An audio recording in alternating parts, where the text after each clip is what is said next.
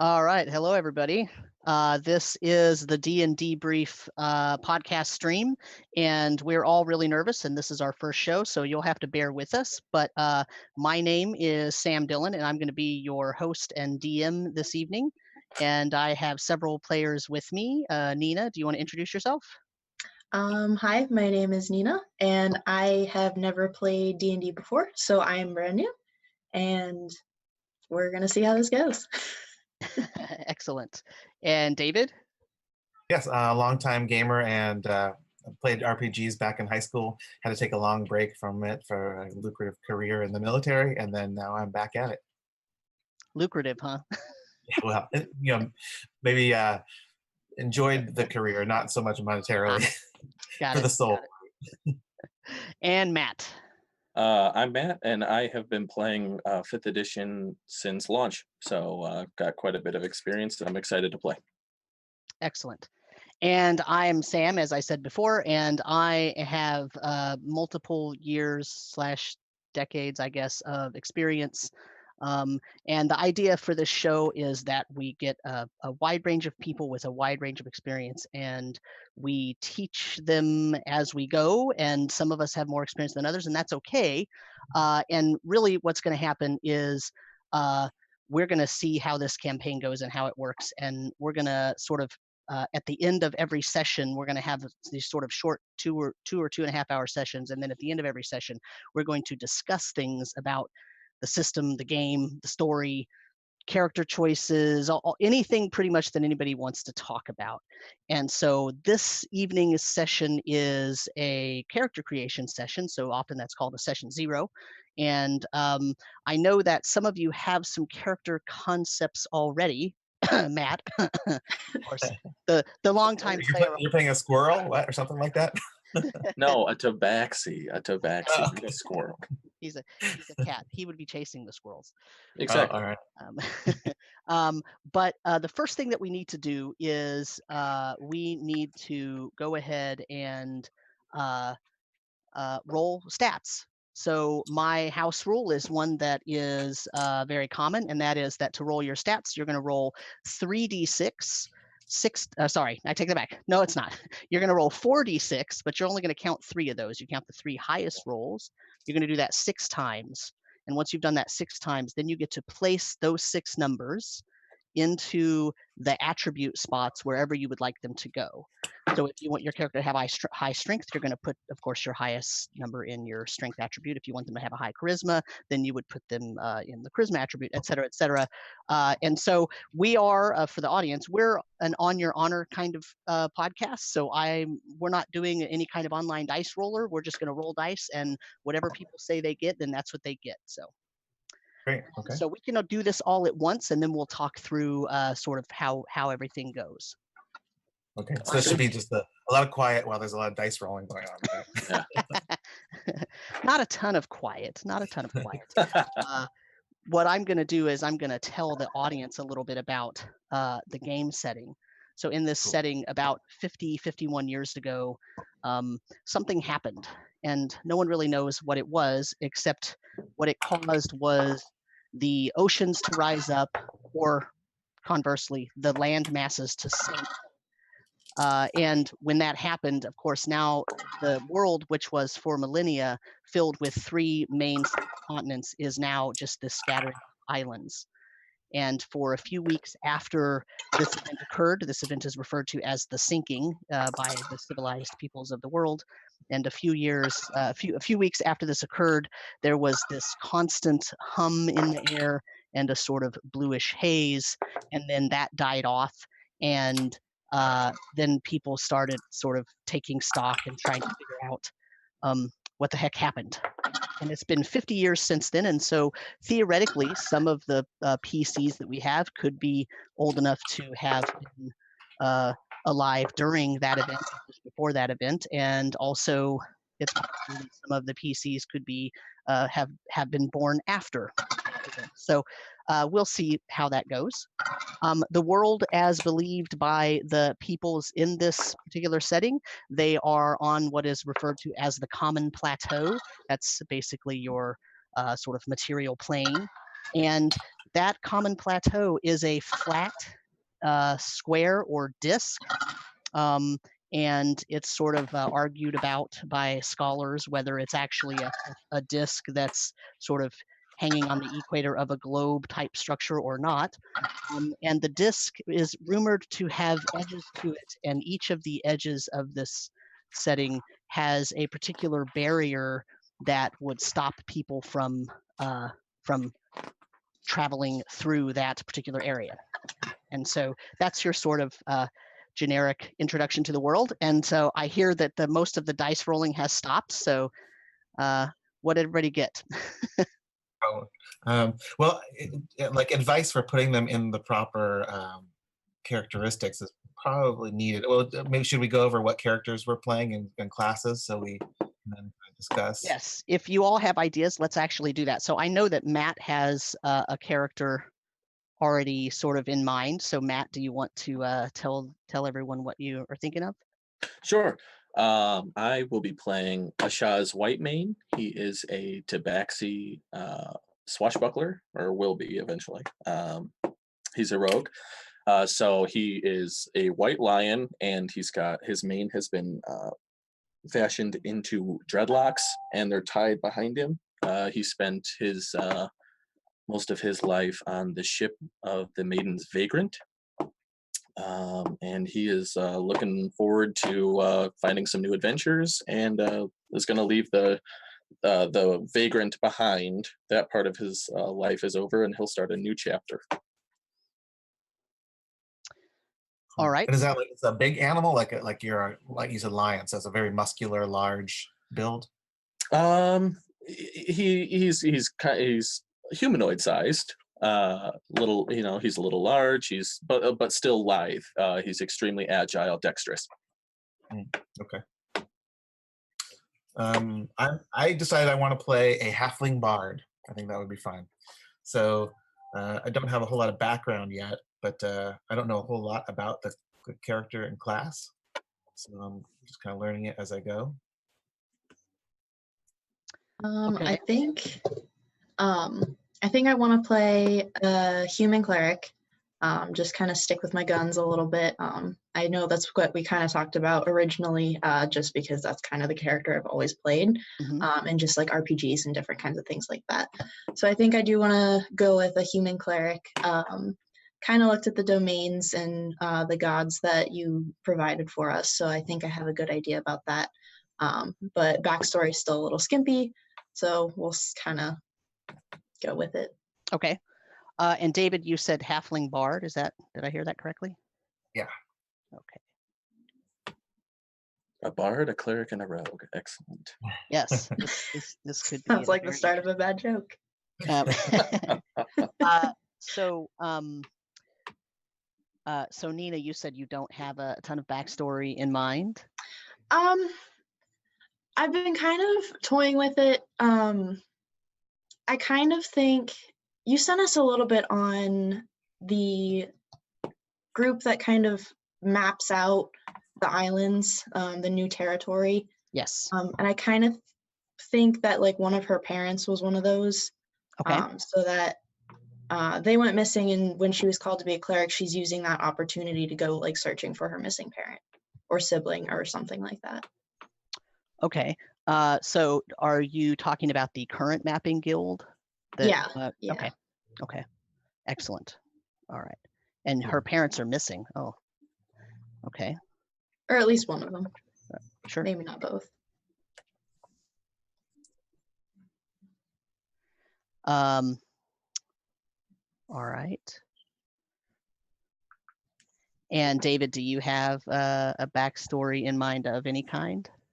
I think the motivation for the character is starting to come to light, which would be as a bard. I think because of the nature of the world, where there's these islands of small quantity, like the stories and known lore of those lands are probably contained within those small geographic regions. So going out into the unknown, finding new lore to write about and bring back, I think compels him.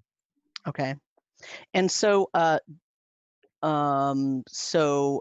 Matt, your Tabaxi character, how old is it?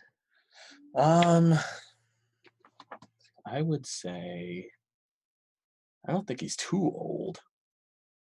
They live about as long as humans, so I would say he's 20s, 30s. Okay, so 30s. So you Yeah. were not alive No, definitely not.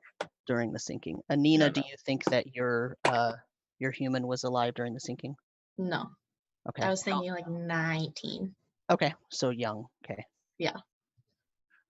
Yeah, neither would mine be. Mine would be like almost 30, so it's like 28. 28. Okay.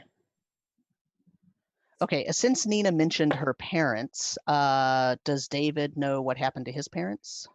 No, I haven't thought a whole lot about that. I think maybe they're just the humble halflings, never wanting to venture far from their home, and so he did not want that life, and so he's rejected all of that and has left all of that behind, all his loved ones.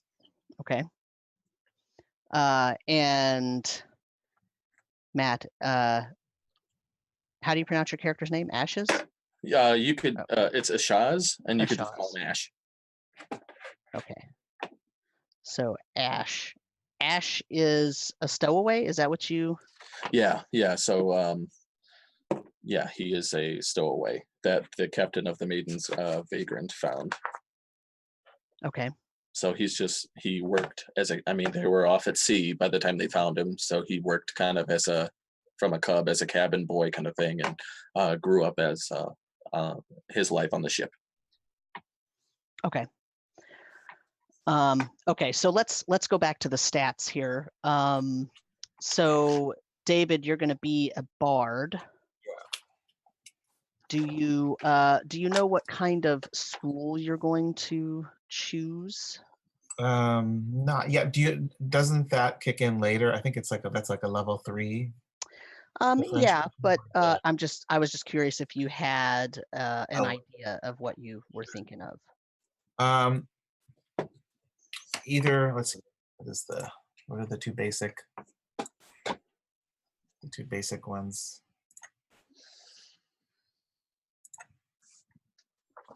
Let's see. There's the College of Lore and the College of Valor are the two basic ones. Oh yeah, and then there's the extra ones in Xanthars, right? The new differentiations. Correct. That's correct. And then lore. you're thinking lore? Yeah. Okay.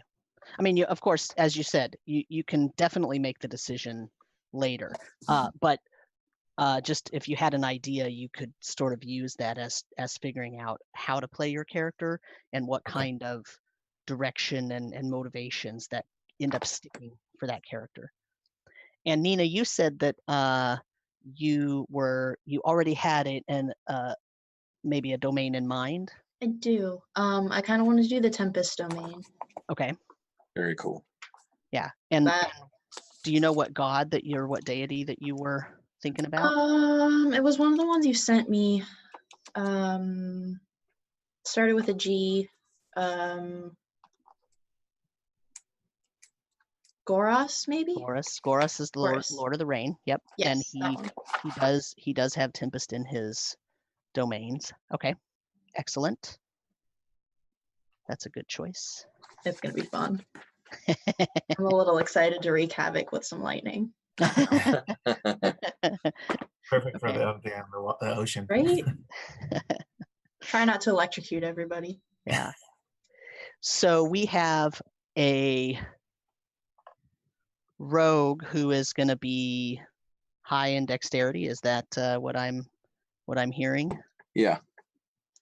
And we have a bard who's probably going to be high in charisma. And then we have a cleric who's going to be high in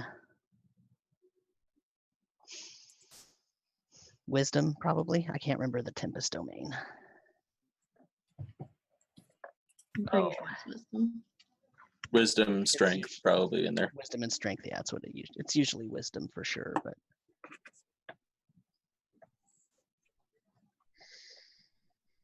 All right, so. Very good. All right, so so you can actually, do you need help distributing your attributes, or is everybody okay distributing their attributes? I am A-okay. I'm I think good. I'm good. Okay.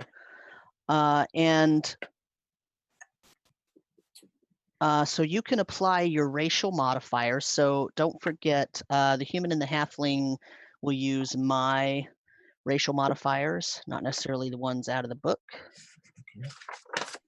The Tabaxi is directly out of Volo. Yep. And also that means, let's see, that means that the halfling, so for the audience, in my world, halflings are innately magical, and so they start out with, as long as you have an intelligence score of 10, you will start out with the ability to read magic. Oh, great. Okay, I have an 11. So, all right. Okay. If you end up being proficient in Arcana, that is all of you, if you end up being proficient in Arcana, you automatically get the ability to read magic.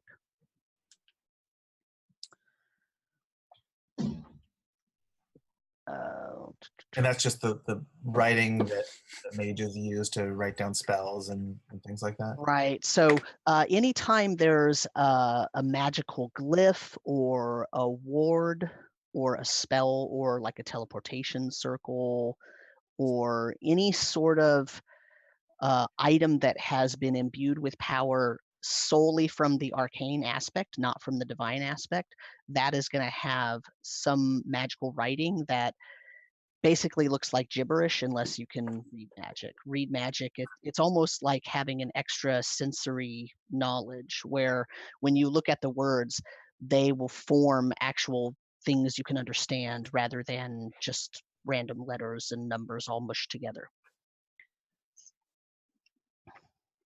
Okay, so let's see. So of course, everybody's starting out at level 1.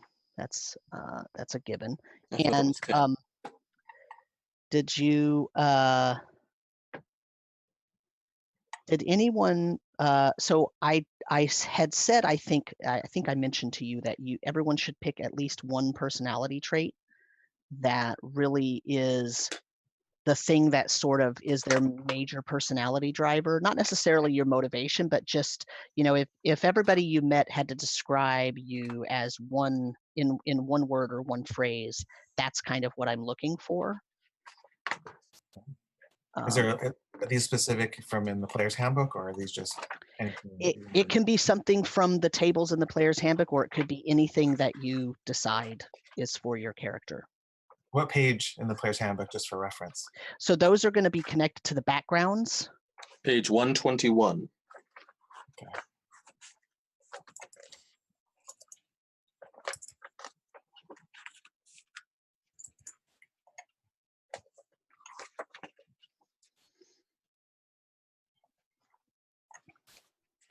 So if you end up picking a background, the first actual background description is on page 127. And they continue all the way through page 130, 141. And the only one that really has any changes in the setting is the sailor, which has those variants that I put in the setting document that I passed around to you.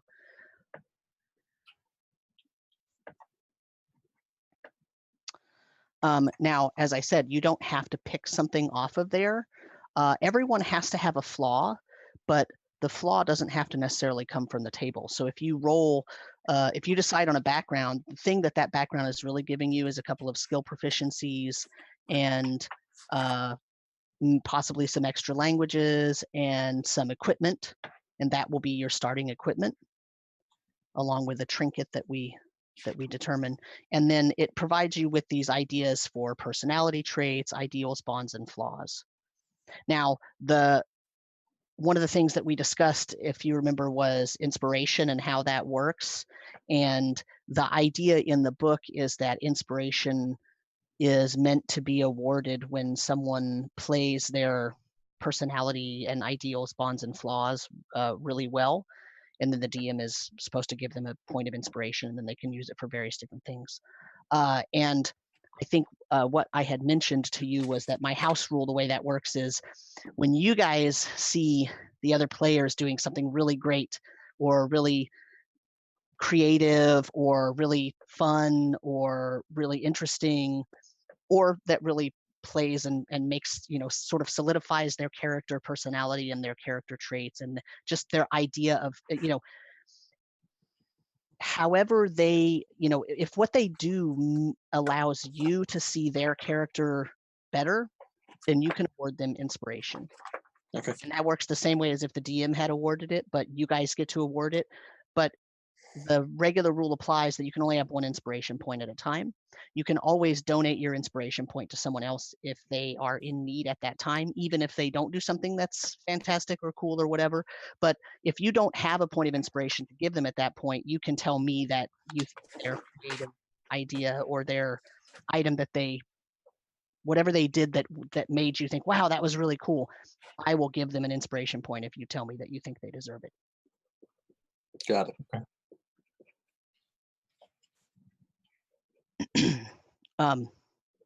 And so having said that, that's part of the reason why I say, it's not absolutely necessary that you have all 4 of these items, a personality trait, an ideal, a bond, a flaw. But a lot of times for newer players or for players that haven't played this edition or for players with a new DM like this particular group,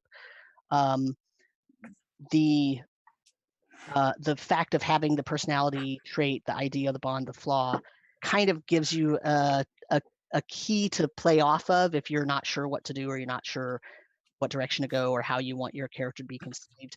And the funniest thing that happens is a lot of times when I play with new players and they start rolling on these things, they go, well, that sounds kind of neat, but I feel like I want something slightly different. And then they want to change what it was just a little bit. And I'm totally okay with that. So if you roll on these tables and it sort of sparks your creativity to do something slightly different and you want to change it a little bit to make it more match what you're thinking of, that's totally okay with me. You just got to let me know. Got it.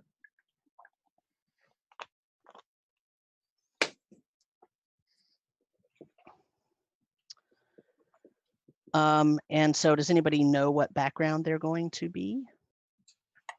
I'm going to be a sailor. Okay. Did you pick a variant or are you going with the one right out of the book? I think I'm just going to go with the one right out of the book. You got it.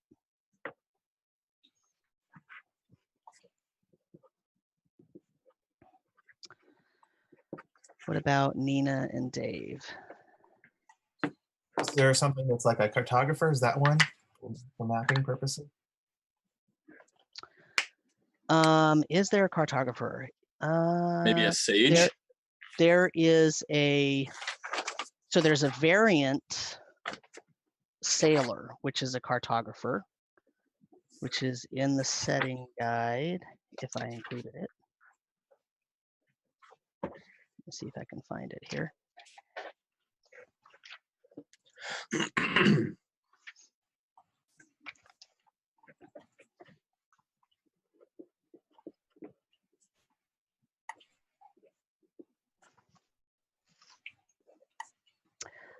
Nope, it's navigator. That's what the one I put in. So yeah, so the thing is that the navigator that's in the setting guide is basically could also work as a cartographer. Okay. Because you end up with cartographers' tools, navigators' tools, and proficiency with water vehicles. So if you actually wanted to be related to the cartographers or you wanted to have that as your sort of what your career goal is for your character, then that would be the actual setup that I would pick, the background that I would pick. I see.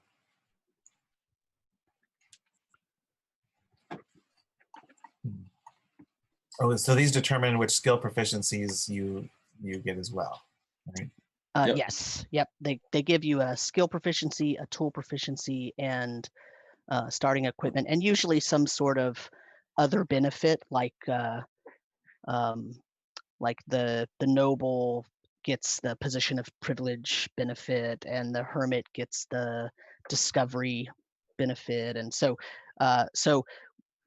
the variant ones that I put here in the setting guide go with the sailor background that's on page 139.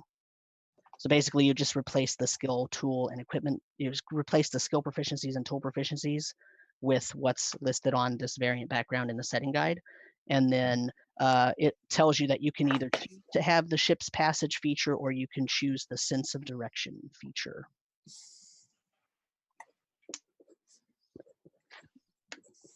I see.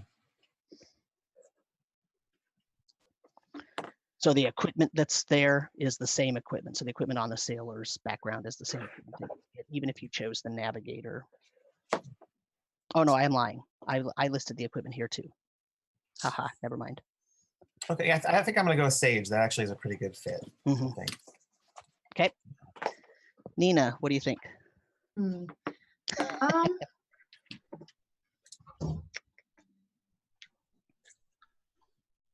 I'm kind of thinking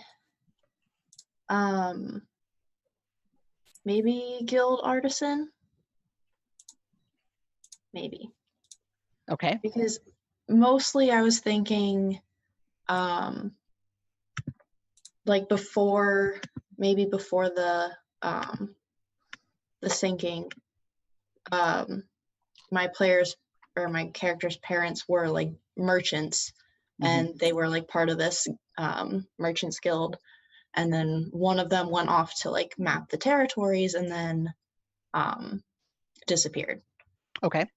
So I was kind of thinking about that, but I don't think I want my character like tied to one of those, because I was kind of feeling like she didn't want to be a part of that, and she like wanted to go exploring and wanted to go find her missing parent. I don't know. Because I'm looking at. Go ahead. The bond part is really where I'm getting stuck. Yeah. I like the ideals. So there's a couple of ways to go about this. So what you could do is you could think about it like, well, for the first part of your life, if your parents belonged to one of these guilds, you probably grew up amongst the people that are in that guild, and so you would have learned a lot of those skills just from being around that. Yeah. And there might have been an expectation that you would also join the guild and whatnot. But if you change your mind, what you could do is you could sort of mesh these, since you're not thrilled about the bonds, of course, you can mesh the kind of idea of the background of the guild artisan with another background, and choose the bond from that instead. So for example,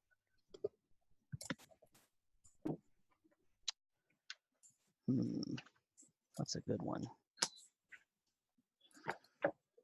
I guess the question is, if you wanted to be,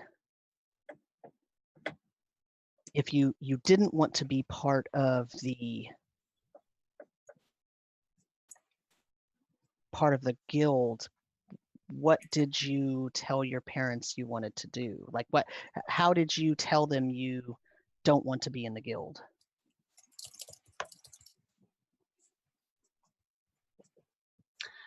So I feel like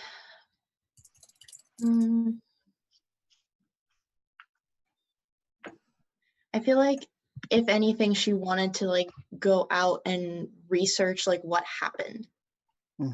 Like I feel like she wants to know what it was, what the sinking was, what's happening. I feel like she wanted to research what it was, and I feel like when she was called to be a cleric, she's using that as an excuse to like get out of the guild.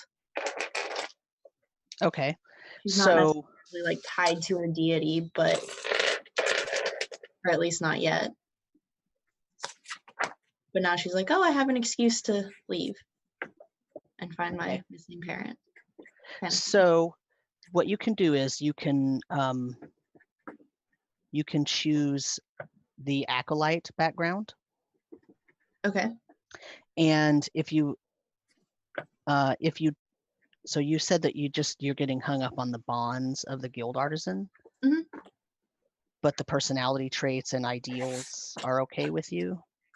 Yes. Okay, so instead of using the bond table, you can actually use the bond table from the acolyte, but Ooh. replace the sort of things when it talks about relics of my faith with you know, the cause of the sinking, or Yeah. you know what I mean. Yeah. Okay, I like that. If you know, I mean, some of these wouldn't fit that, but you could easily change something. So for example, the one that says number 3, I owe my life to the priest who took me in when my parents died. You could say, well, I owe my life to the priest who accepted me when I refused guild membership, or something like that, right? Like Yeah. it doesn't have to be that your parents actually died, but you know, Okay. once you choose not to join the guild, you know, you're kind of turning away from the family business in a way. On the other hand, if one of your parents was involved in some kind of cartography trip and the ship was lost, or they never came back, or what have you, it might actually be that you sought out some deific power or something to try to help lead you to the answers to the questions that you seek. It's not That's so much really about interesting. you learning the divine origin of the world. It's more Yeah. about you learning, okay, you blame the sinking on what happened to your parent. And so that, you know, that's how that works. Somebody in chat said Outlander. So if you take a look at the Outlander, it's actually not a bad idea. The Outlander is kind of an explorer type person. So you could actually mesh together the guild artisan and the Outlander if you wanted to look at the bonds there. Okay. Hey, Sam. Yes. Real quick, I completely forgot about the variant for the sailor for the navigator, and Yes. I remember in kind of when we were chit-chatting back and forth about Ash, that he would be he was at the helm of the Maiden's Vagrant for a while. So do you think I could switch that real quick to the navigator? Sure, absolutely. Awesome. Okay, Be a perfect. good thing. I think knowing where to go is probably a good place to start. Yeah. Mwahaha, knowing where to go. And so Dave, your Halfling Bard is a stage. Yeah, I'm looking. Do you think it's better initially to go with just what is it, the performer? That way it plays to my strengths of my stats, because the sage picks skills that are like my lowest stats for proficiencies. So here's my personal philosophy. I think that you should build a character that you're going to enjoy playing. So if the background doesn't actually make you have the things that you want, you should pick a different one. Do we get any more skills proficiencies other than the ones that are listed in the background? You sometimes, based on class, you're going to get some skill proficiencies. So for example, clerics, only because the book is open to this page, clerics get 2 skill proficiencies from history, insight, medicine, persuasion, and religion. And so you as a bard, you're going to get to choose from any 3 skills, right? So Okay, yours is pretty much wide open.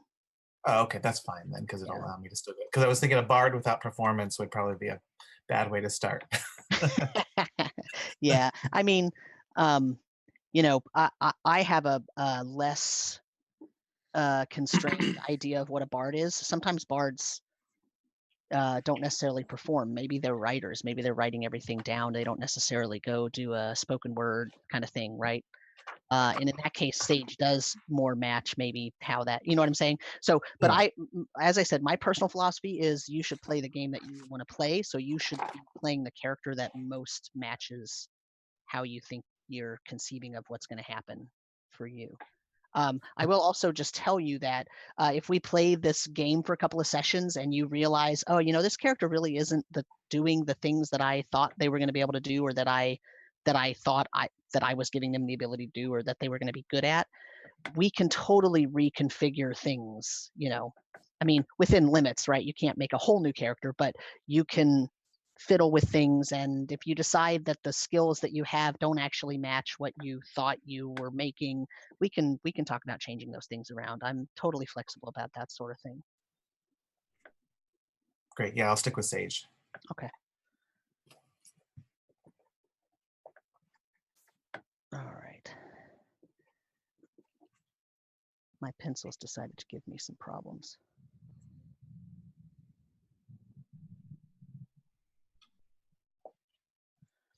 So Nina, what do you think? I am honestly leaning more just towards Acolyte. Okay. The only thing I really like about the Guild Artisan is the ideal of freedom. Mm-hmm. I like that part. But otherwise, really, my personality trait, bond, and flaw all come from Acolyte. Okay. That sounds good to me. I mean, I'm not, like I said. Is that all good? Yeah, no, that's perfect. Okay, so, cool. But I do need to write those down. So Ash is a sailor navigator. Yep. Swashbuckling rogue, or soon to be swashbuckling rogue. Swashbuckling. Swashy. I'm going to get hung up on that every single time. I hope you guys know that. Good. That's all right. And so what ideal did Ash pick? Ash's ideal leans toward freedom. He believes that life is totally individual. You be your own rainbow and live it to the fullest, and live loose and wild and crazy and fun. Awesome. And what's his bond? What he holds dear is loyalty to his past crew, friends, family, and to new friends. He's those who are close to him. If you're a friend, you're family. So he really holds on to that. Okay.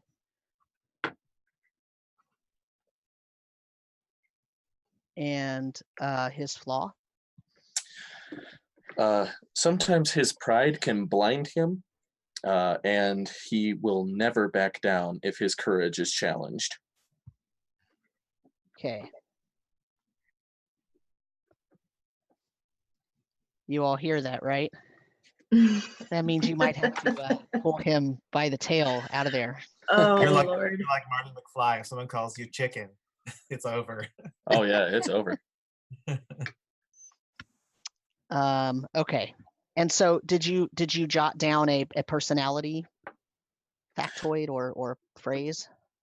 Yeah, so I in the first person, I always try to make new friends over ale or rum. I'm really leaning into the whole sailor thing, so Okay. rum is definitely on the menu. Okay.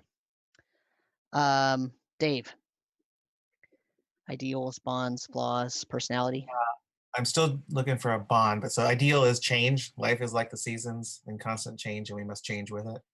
Okay. And then for flaws, curious. I don't like to leave a stone unturned, and I want to know the answers to mysteries. Okay. You all hear that, right? Oh yes. Means you're gonna have to pull him away from. I'm sensing a theme. You guys are going to kill me. I swear. Nina. Ideals, bonds, flaws, personality. Okay. So my ideal is freedom. Everyone should be free to pursue his or her own livelihood. I like it. I dig it. Yeah. Me too. And bond? My bond, I would die to recover information on the sinking that took my mother away from me. Okay.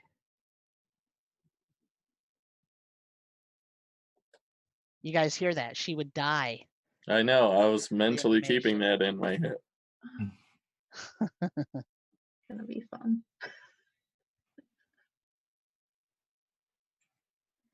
And flaw? I judge others harshly and myself even more severely. Ooh. Perfect. Okay.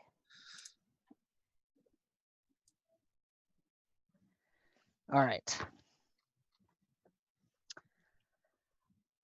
Now your background gives you some equipment, and your class your class gives you some equipment as well. So I will let you guys deal with those things, and we can talk about those in a minute. And I need to make sure I'm not forgetting anything.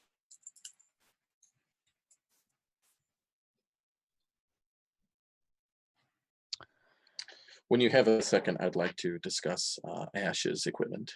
Yes. So yeah, go ahead. So I was just going to say, so just to hit the things that are the same for everyone. Everyone is first level. Everyone has a +2 proficiency bonus and no inspiration right now. Oh man. Sorry. You all have 1 hit die of whatever type that matches your class. So the hit dice are based on class. So that will be in the PHB in your class listing. Also, everyone is proficient in 2 saving throws. That is also listed in your class.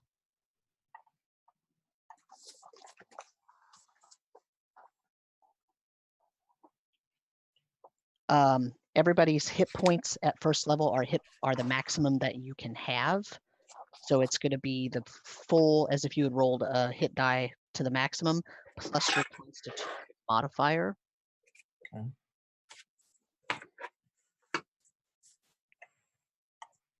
What's the constitution modifier for 15? 15 is going to be a +2. Yep. I'm double checking my own self. The modifiers, just for reference, are on page 13. Okay.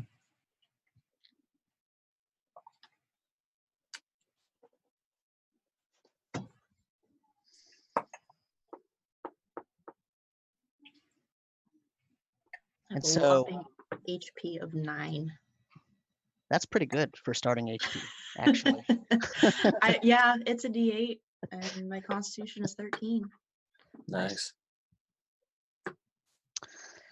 In fact, what I'm going to do after, as we're going, is I am going to actually write down everybody's hit points, AC, and passive perception.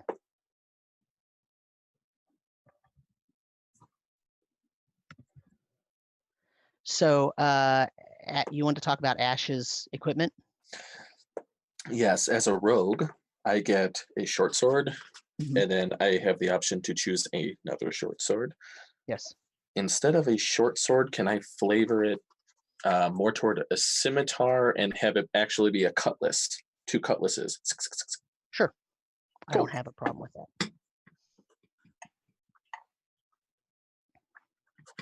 So it's still the 1d6, it slashing. Yeah, I mean, it's mechanically the same as a short sword, but There you go. you're a big pirate, so.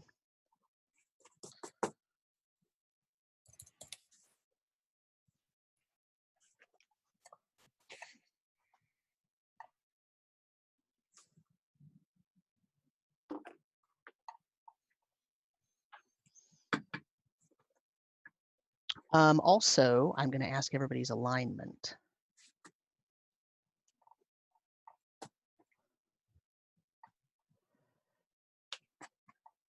Okay. I'm chaotic neutral. Oh, there's always one in every party. Well, maybe I'm not reading that. Where's the defining of that? That's So those are actually in there. They're at the beginning of the background section. So let me see if I can pinpoint a page number for you. Page 122.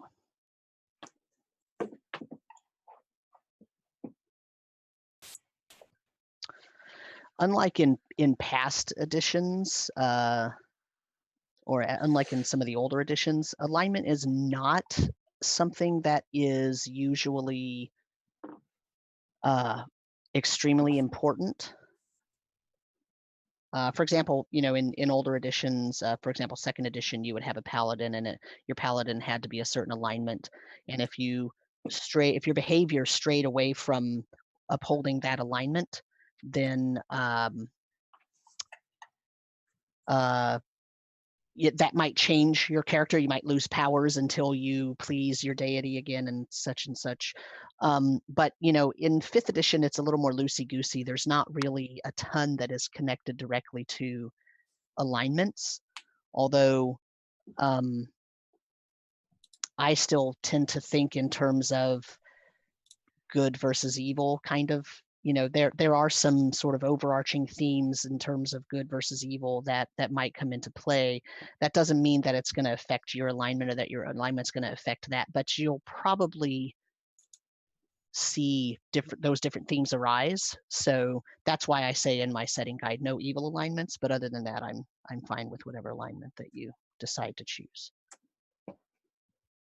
We'll put it this way: if you decide to be lawful good, but you keep acting like a chaotic neutral person, I'm going to start to say, what's going on? Because you might conceive of yourself as lawful good, but actually that would mean that the other NPCs and whatnot in the world actually sort of conceive of you as a chaotic neutral type of person, and that might change how certain things work. So but it's not it wouldn't be a punishment kind of thing, like where without warning I suddenly say, oh, because you've been acting so weird, I'm suddenly taking away all your powers. Like that's not, I don't do that. So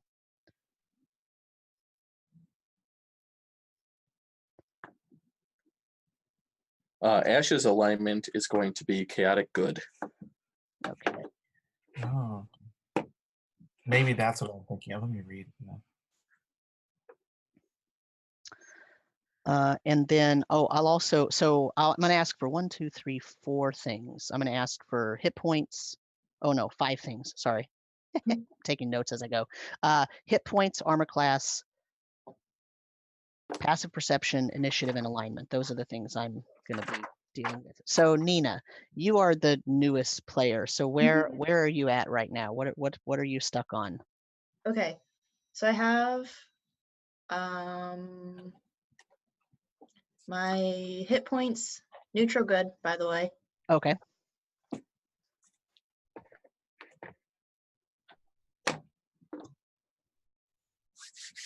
And you've got your hit points. You said there were 9.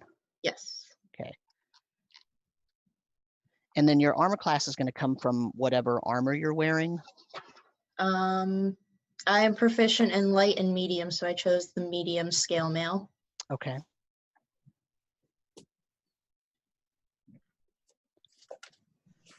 And so let's see, that gives you what kind of AC?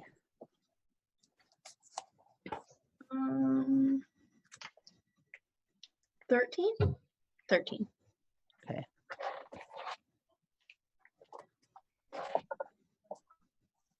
Nope. 14. 14 plus your dexterity modifier. Oh. And you have disadvantage on stealth checks with that armor on. Okay.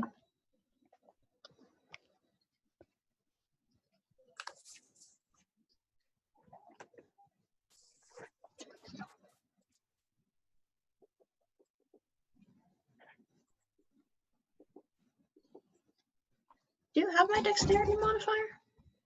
I do not. Okay. I don't know what it is. Because I only have 9 dexterity. So Okay, that's going to be a -1. Yeah. Oh, so that's why you're saying 13. Aha, then yes, you were correct, 13. Something like that.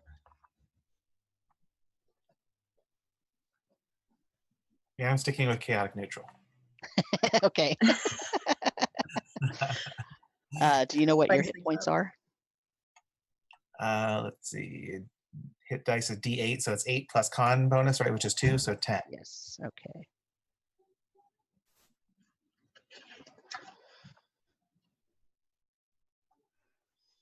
Nina, did you get a, what's your passive perception? That's going to be 10 plus your wisdom perception score. 12, So I think. So your perception is going to be your wisdom modifier plus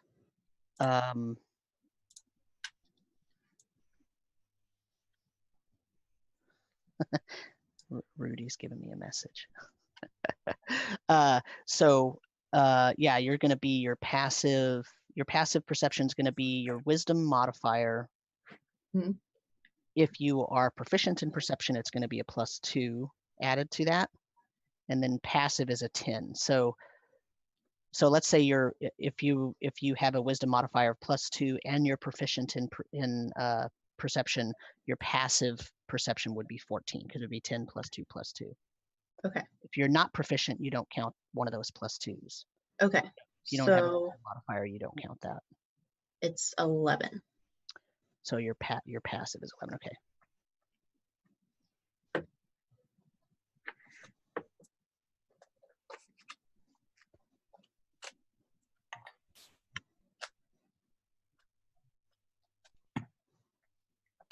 I have to adjust my setup so that I'm not out of the view. Let me just walk away, leave an empty chair.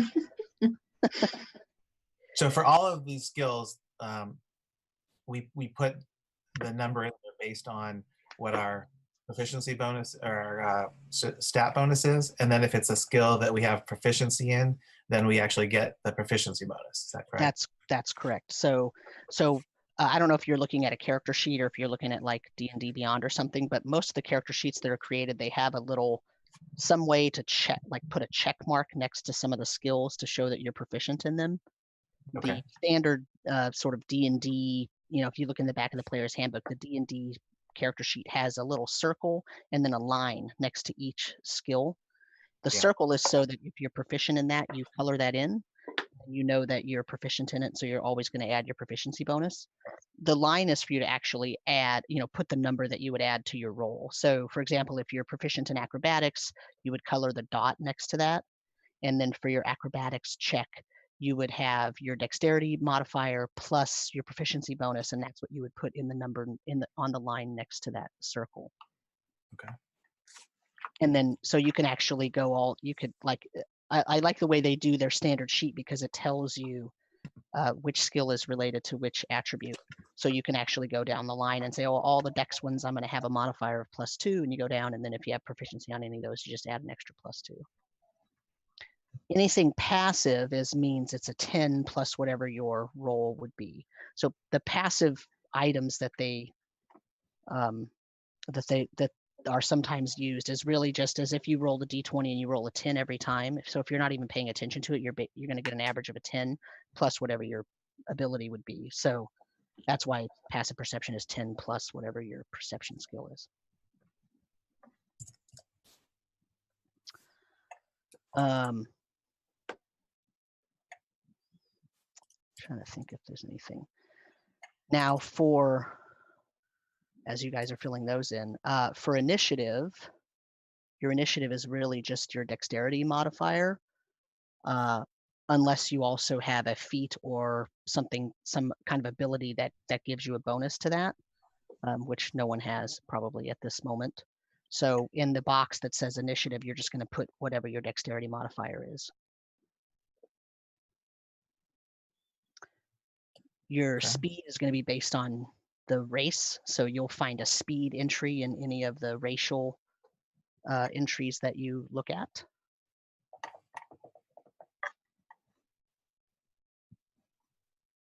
Somebody was knocking on my door. Sorry.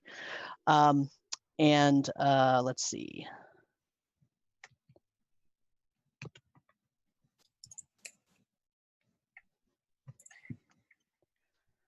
So what don't I have?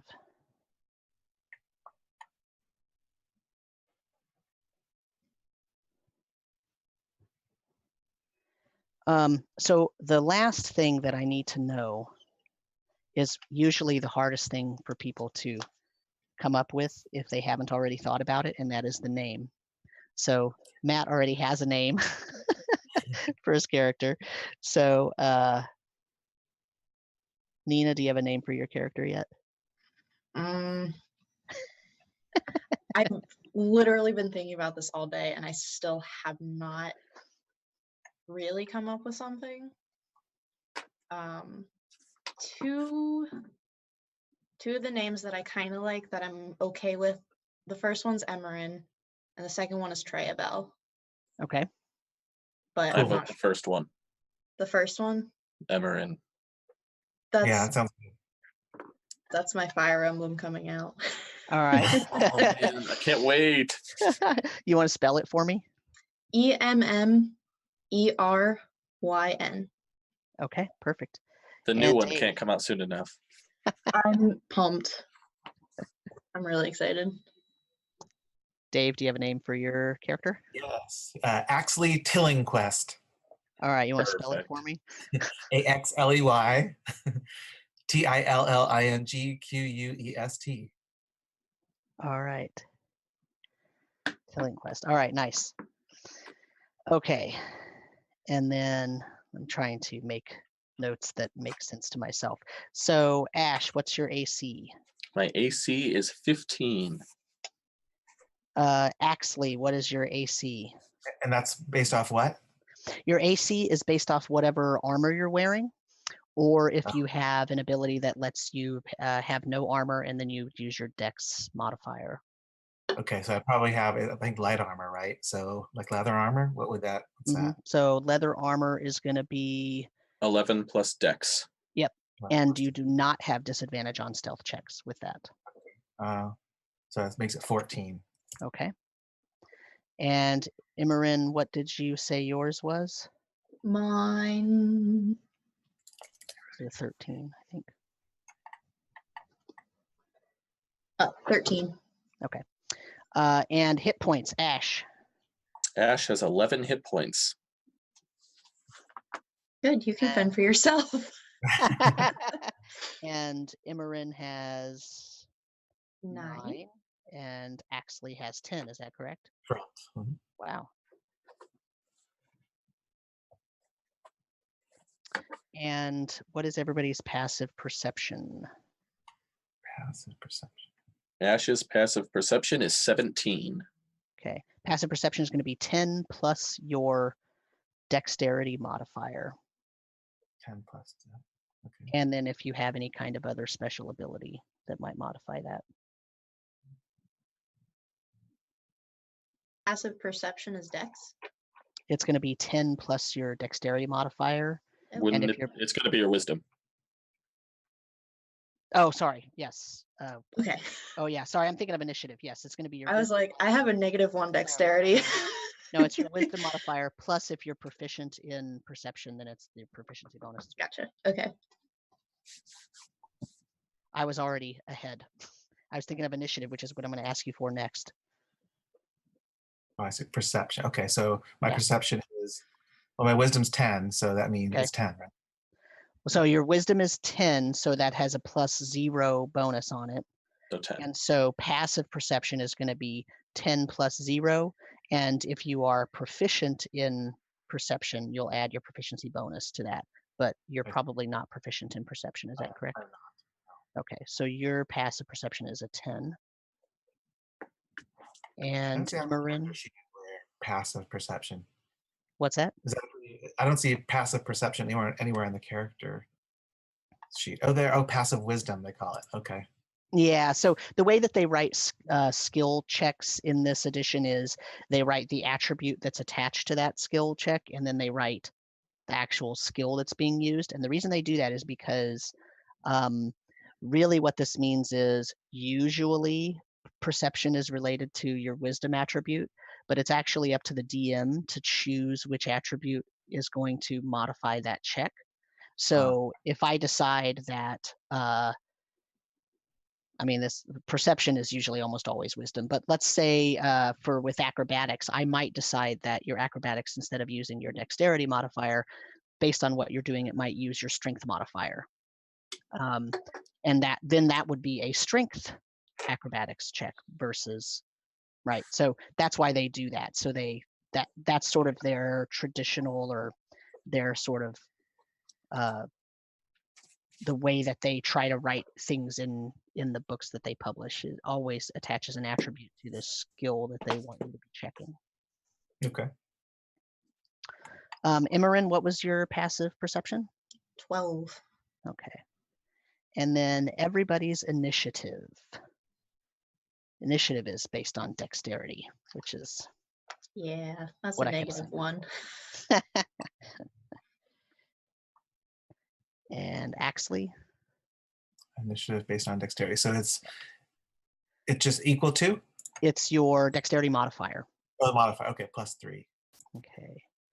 And Ash? +4. +4. So you two are going to rush in. I'm going to hang back. And not so fast. Maybe I'm rushing away. That's true, maybe. I was going to say, with your guys' personality traits, it sounds like you're going to be rushing into a bunch of stuff. Maybe I'll surprise you. Okay, so, all right, what else? Does everybody have equipment? I know I didn't give you a lot of time to do that. Yep. No, I probably need to. I got some of the basic stuff that's listed on the, the character background, but I need to go through and flesh it out. Okay, so let's talk about how you determine what your attack bonus is. So your attack bonus, if you are making a melee attack, so anything with your hands basically, it's going to be a d20 roll, just like a skill check, but it is going to be a d20 plus, if you're making a melee attack, your strength modifier, so +1, +2, +3, or -1, -2, plus your proficiency bonus if you are proficient in the weapon that you're using, and most people are. The beginning packages they put attached to the classes always give you a weapon you're proficient with. And then the damage that is going to do is based on the type of weapon, and then you will add your strength modifier to the damage as well.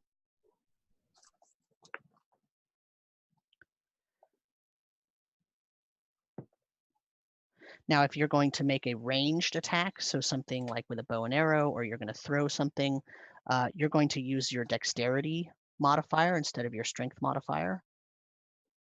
And then if you're proficient, you'll also use your proficiency bonus, and then your damage is going to be just the weapon damage.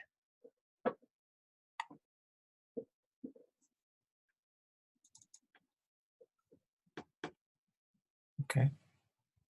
So for any weapon that you end up getting in your set of equipment, then you need to make sure that you can easily calculate what your roll is to hit with that. A lot of times, things that happen are you might end up without your weapons, or you might use an improvised weapon. And in general, improvised weapons do 1d4 damage, and they're almost always thrown, and they'll do 1d4 to 1d6 damage. Or if you're hitting somebody over the head with it, it's basically treated like a club. So it's basically a 1d4 damage. I, however, am flexible with that. I feel like if you pick up something that, a board with nails in it is probably going to do more than a fist would. So at that time, when you pick up an improvised weapon, we'll discuss what the effects of that particular weapon are. Either way, the 2-hit is still d20 plus strength modifier. You're not necessarily proficient in improvised weapons, but it depends on what it is. I'm flexible with that as well. It's kind of up to us to tell a story, and I feel like, look, if you live your life on a ship, you're probably proficient with a belaying pin as a club. So there's no reason to not add your, your proficiency bonus to that. That would feel too constraining to me. On the other hand, unless you live your life in the tavern and you're constantly getting into bar brawls and using a stool or chair as a weapon, you might not be proficient with using a chair. So that would be something that would have to be talked about at the time. Let's see. So we have attributes, we have modifiers, we have passive scores, we have, so what we didn't talk about is saving throws. So each class grants you proficiency in 2 of your saving throws, usually in 2 that kind of relate to what your skill sets are, like the character conception. And that's also why on those sheets they have a circle next to those, so you can color in the ones that have proficiency. Otherwise, saving throws work a lot like skill checks, where you're just rolling a d20, you're adding your modifier for that particular attribute, and then you are either proficient in it or you're not.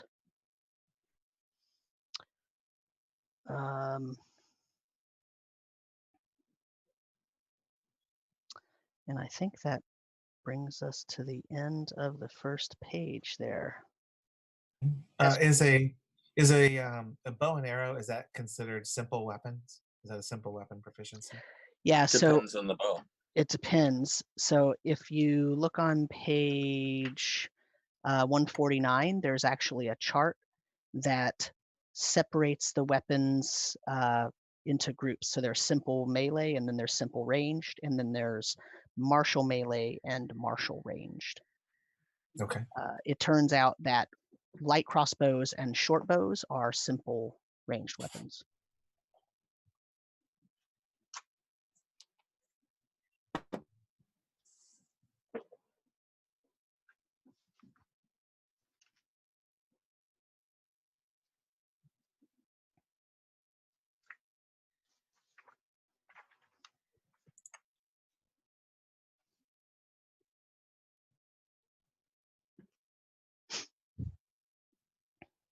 Who else has questions? Does everybody understand their basic class abilities? Yes. I believe so. Yeah, I guess my so. one question. Hmm? When I start out, I get a holy symbol. What is that? So holy symbol normally is, so there's a couple ways to think about it.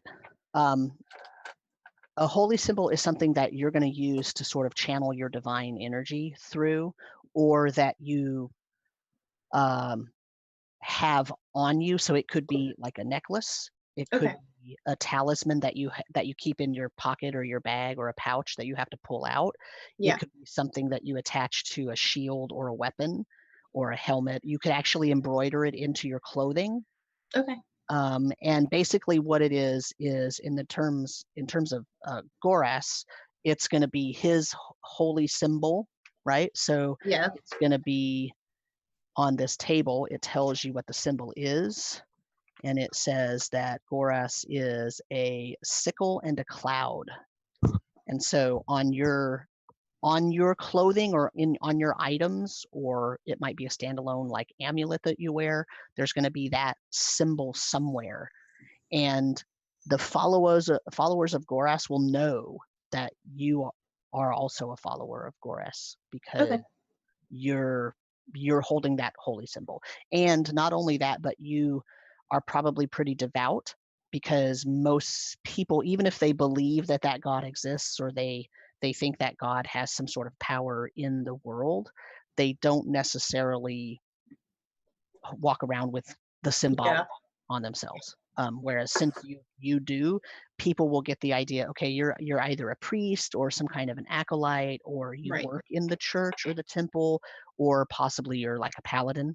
Okay. Depending on what, you're relatively heavily armored because you have scale mail on, and not everybody has access to scale mail. So people probably think you're you know, you're maybe some kind of paladin or something. Okay. Because you're wearing, you know, some pretty good armor. So, what else? Who has questions?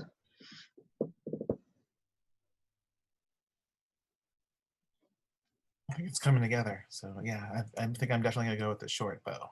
Okay. Weapon.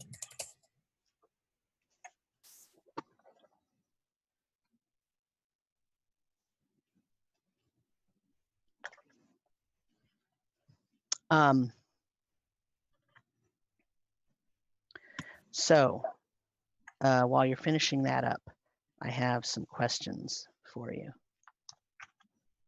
My first question is, how did the three of you meet? Are we going to start where we are booked on a ship to leave the main island, or are we're just on the main island that we grew up on and we're not leaving it? We're just in this common place. You're not leaving yet. Okay. You're not leaving yet. Well, you might leave by the end of tonight, but you're not leaving. You're not on a boat right now. Okay. Are we going to start on a large city? Are the biggest city on the island? That's a good question. So you are starting on the island of Thude in the town called Trastenfin. Trastenfin is the port town there in Trast Bay, which is the largest port there on that main island. And it's got a relatively large population. It's probably 4,000 souls. So not extremely huge, but large for this area of the world. Okay. And large for this size island. It has a large refugee population, and most of the people that are there make their living from the sea somehow. So they either fish or have trading vessels, or they are merchants or contractors who contract for goods to be shipped. They warehouse them, and then they have land merchants take them to the other small towns and villages on the island. And of course, there are 2 or 3 different inns, and there are, plenty of houses. There's lots of little fishermen's huts and whatnot. It's relatively large, but it's not super huge. So it's not a large city like a Waterdeep would be. Waterdeep would have several different wards and several different power structures, several different guard units, and lots of different people that are excuse me, part of the nobility and part of the power structure in the town. This town has a mayor, and there is a guard force, but they're the peacekeepers. They're really there not to punish people, but just to make sure that there's not any funny business going on and no one is getting beat up and mugged and all that kind of stuff. In other words, there's not a huge jail, in the town. Typically, if someone is unruly or someone shows up that causes problems for the town, they tell them, "Get out of here. You're not welcome at our port anymore." And this particular town has a large transient population, not as in homeless, but as in people who show up. They're there for a while and then they leave. Because they come on boats, they have a shore leave for a few days, they load up their ship, they get out. This particular island happens to be a pretty big shipping hub in that way, and that is its main way of doing business. There are not a huge amount of natural resources other than ocean-related items. There are forests on the island, but the town and the island are not large wood exporters or anything like that. So most of the business that comes to and from this place is all about shipping and having a place to settle down for a few days while you're waiting out a storm and things like that. The bay, Trast Bay, is protected, so the landmass sort of curls in almost, and so the bay has cliffs on each side so that it's protected from wind. So lots of ships go there to find a safe place to stay for a few days while they're waiting out a large storm. That also means there's a lighthouse there on the outcropping, large rocky outcropping. Yeah, so that's where you are. Okay. I don't know if you were actually born here or if your family was, well, let's see, you're all young enough that you probably were born on the island, although maybe not in Trastenfin itself. But you all know each other. So Okay. how did you meet? Well, so for Axley, the reason he's here, he left his quaint halfling village because he was growing tired of the insular nature of his scholarly studies and the questions. The more questions were raised than answers from those old tomes. And so he just felt the draw of all those unanswered questions. He had to go where people are, where trade is, where ships are coming and going, and where there would be tales of what else is out there. So that's why he's at this town. So he's been studying, if they have a library, he's been going there. He's been hanging out the docks, talking to sailors as they come off the boats to hear what their tales of the sea, what's beyond the island. That's some young people in distress back there, sounds like. Give me 1 second. Yep. I hear a siren's call. So, well, okay. Did you say there was, so is there a library on the island?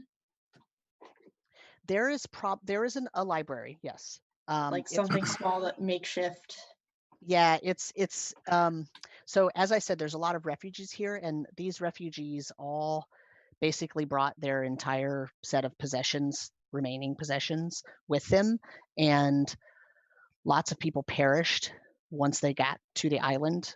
They didn't survive, and their items, instead of just throwing those out, anything that was useful was commandeered and handed out to the other refugees so that people could survive easier.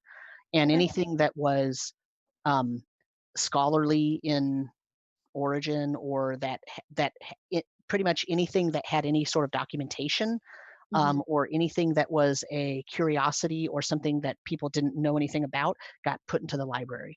Now, the library is not a huge, extensive, hall of things, and it's not even really well organized. It's more like a giant thrift store where people, but instead of selling things, they just have things there. Yeah. And if someone shows up and says, "Hey, that's my great uncle Bimbleshroom's old cane," then they basically will say, "Hey, if you can show that that really is true, then we'll give you that item." Yeah. It's more like a storage locker than. Yeah. Over the years now, because that doesn't happen very often anymore, where people show up and say, "Hey, that's my family's item." Now it really is more like a true library where people don't really come and take the things out of it. So yes and no. There is a library. It's not all that. Yeah. It's not like a library. It's more like a makeshift repository for goods and curious items. But the stories that accompany those items and the stories of the refugees bringing them would definitely be something that Axley would be interested in hanging around and trying to learn from. For sure. And even 50 years later, there are some people that ended up on islands and tried to survive there, and the island ended up being too harsh, and they try to hop on the first ship out of there, and they try to go to the largest city known, and they end up in Trastenfin. Even now, there are refugees that float in on makeshift rafts and different things, and they'll say things like, "Oh, we've been stranded for 20 years, and here we are, and now we're in a big city." And so there are still a few things that come in every once in a while. Sometimes people, when they're traveling around, they find a shipwreck that has goods in it, and of course they take the valuable things, right? And then with any kind of paperwork, people know that you can take it to the library in Trastenfin and it'll be stored at least. Okay. So Axley is at the library. So are you telling me that Emmeryn is also at the library? I would imagine that would actually be probably somewhere she would go, or at least relatively frequently stop by, at least like kind of looking for information. I was going to say that could be, she might have like found the symbol of Goras at the library and like taken it to the priest and like become an acolyte that way, Okay. or something along those lines. Okay. just looking for information about her mother, finding out about this this goddess, and kind of connecting the dots and seeing if she could invoke the help of this goddess and become a cleric that way. Okay. So your mother's missing. Yes. What happened to your father? Father's still around. Okay. I was thinking probably he was a merchant before the sinking, but probably became either like I was looking at the artisan guild thing, sailmaker or shipwright, something along those lines to like make a living and support the family. So he's probably still around, like making ships, making sails, doing that sort of thing. I think Sam is frozen. Uh-oh. Oh, uh-oh. Or he's just good at standing very still. Very, very still. Yeah. He's in the Matrix. He looks like he's in deep thought. His face, the last image of his face. Well, I guess that kind of connects the two of us. What about Ash? Yeah. So is your race, is it from, it's not native to this island, right? In other words, it's not something that we would have seen before? You're You know what? unusual? I tried to get some information from Sam, and I don't know if it was particularly clear or not, but so I'm really not sure, maybe. But Ash would definitely be in the probably in the tavern, drinking, trying to make new Fair friends. enough. But if you guys were in the library, he might have gone with and started looking up stories to tell people, looking up stories about fighting krakens, and then, for down the road, tell people that, maybe he fought a kraken single-handedly. You never know. So. Well, the tavern is somewhere I definitely would hang out too, considering the amount of stories that go on there. And if I saw you there, which I don't think I'd be able to miss you based on appearing, if it's not an appearance I'm familiar with, it'd definitely be very intriguing, and I would want to go introduce myself and find out about you. Perfect. I was gonna say, what if it's like a second-hand thing? What if Emmeryn met Axley in the library, they got to talking, went to the tavern for a drink, and then the three of us started talking. Perfect. You've got to come meet this crazy white lion that hangs out in the tavern. You watch the drink. Amazing. Yeah, he would definitely be at a table, quite possibly not at a table he would be welcome at. It's kind of like he just pulled up a chair and I am now in your conversation, regardless if you invited me or not. And I think we just did the same thing. So we probably just kicked people out of their table. Yeah. They probably just another round. Hey, where are y'all going? Another round. Perfect. I'm good with that. All right. Now we got to get Sam on board. Yeah. We don't need a dungeon master. We're off and running. Let's just go. Yeah, right. I'm rolling dice.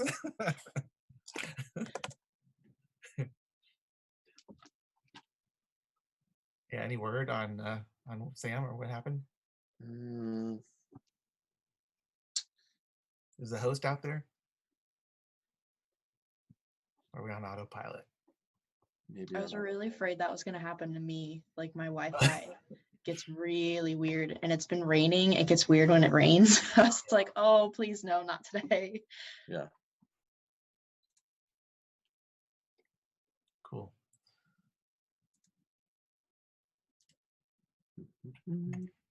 I read the guide. It was really great. The background material he wrote was very interesting. It's going to be a real interesting setting. Yeah, definitely. Crazy. There was so much to it. Yeah. A lot of thought went into it. I'm really excited to actually play. Yeah, it's impressive the amount of detail that went into it. Yeah, and it's cool too because it's not like the same old trope, right? You're not just trancing around Greylock, and so it fits the theme, which is exploration. It's into the unknown. Right. What's out there. Definitely. Yeah. It's really cool. It kind of harkens back to like what the Narnia and the Voyage of the Dawn Treader and those kind of stories. Yeah. Mm-hmm. I need to read a little bit more in the player's handbook to find out about how the skills work and Should we outfit our characters with just basic sundries, or how does that work? Do we have money that we spend initially to buy things like, if we want to have certain types of clothes, or A lot of the backgrounds provide kind of the basic necessities. So like my sailor background gives me a basic set of traveler's clothes. The armor that I'm wearing it gets you with the class. But if you look at the class you chose, it should have given you a pack, and you had a choice between like 2 or 3 packs, and each of those have your basic.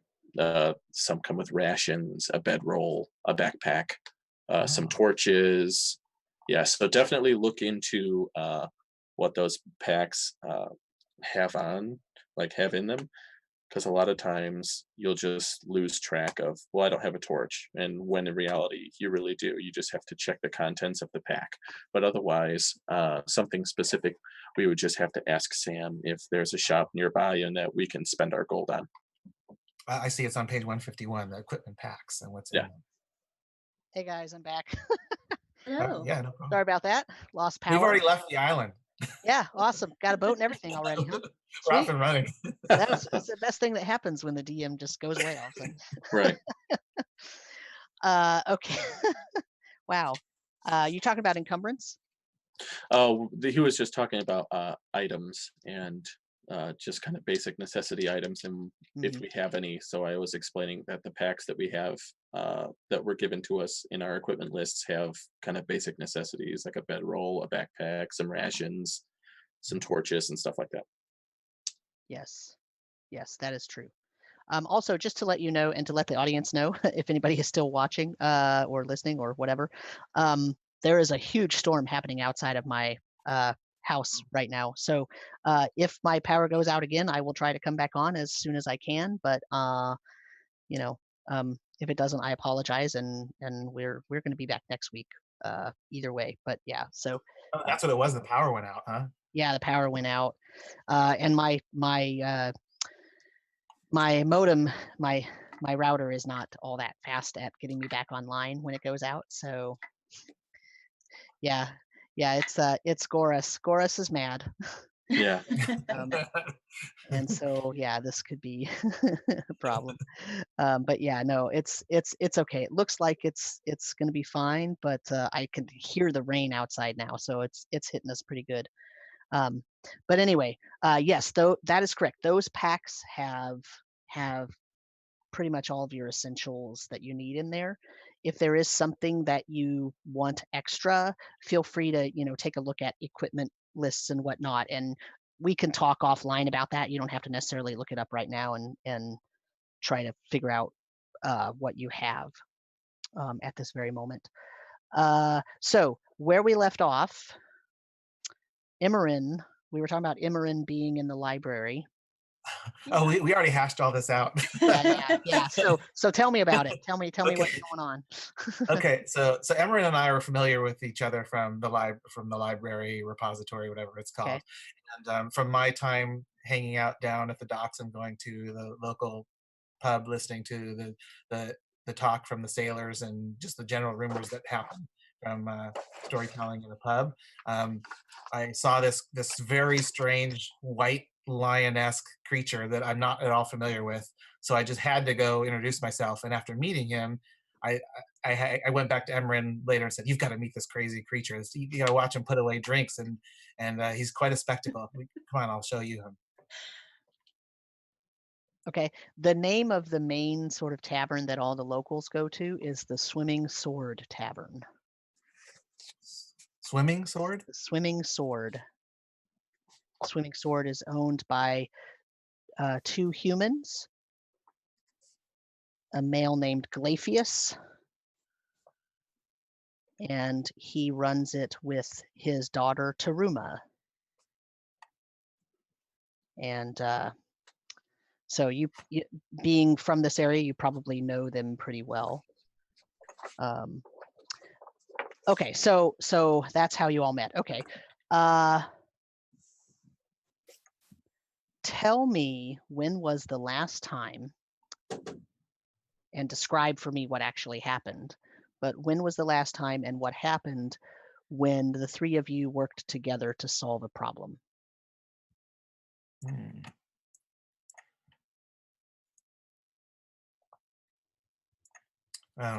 Is there any kind of problem or any? I was gonna say, if we have to pick a problem, Ash is probably in a bar fight. Yeah, that's probably a little more likely. He tries to be more Brian got friendly, us. but I'm sure he may have pissed off maybe some wrong people. Sure, we could go with that. Okay.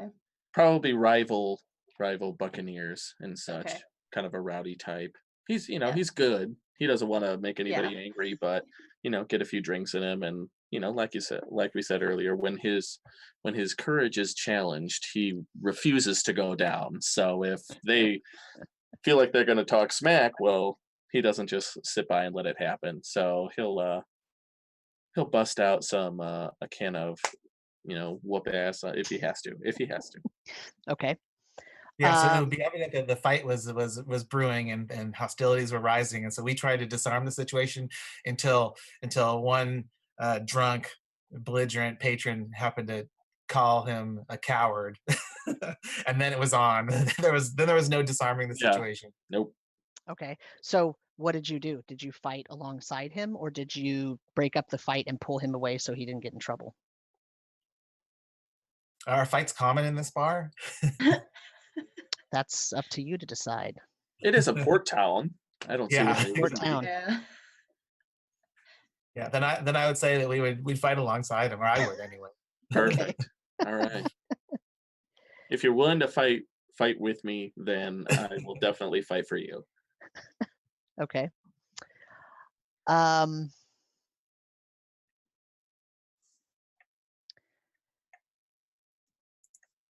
Axley. Yeah. Who do you trust more? Ash or Emmeryn?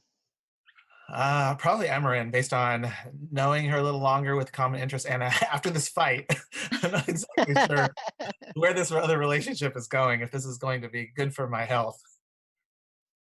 Okay. I see how it is. Ash, who do you trust more?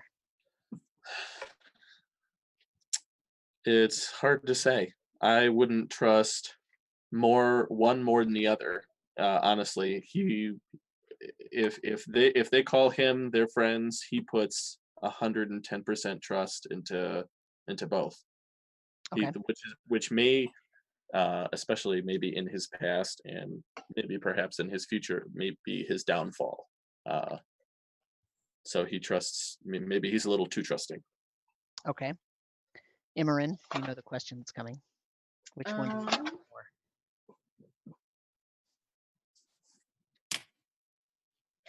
I think in terms of trust, she definitely trusts Axley more.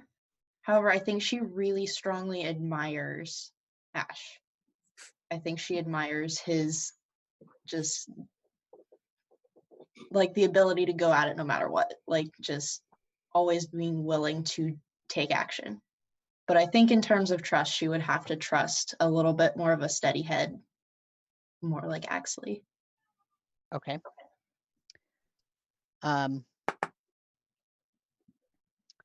So I'm going to start with Emmeryn this time. What's one secret that you have that no one else knows? Ooh. And so I will tell everyone now, the reason I don't do secrets that only the one player and the DM knows is because I think it's more interesting for every player to know the secrets of a particular character, because then you can either inadvertently or on purpose put that character in a position where that secret might come out. And you can then see to what lengths they'll go to make sure that secret doesn't come out. And those things don't emerge if no one else knows the secret except me and one player. So I'm going to ask all three of you for a secret. So, so Emmeryn's on the hot seat right now. But oh dear. Two of you. A secret. If you need a minute, I can go first. Go for it. Sam, is that okay? Yeah, absolutely. Okay. Ash's secret, he has a crippling fear of people disowning him or not liking him.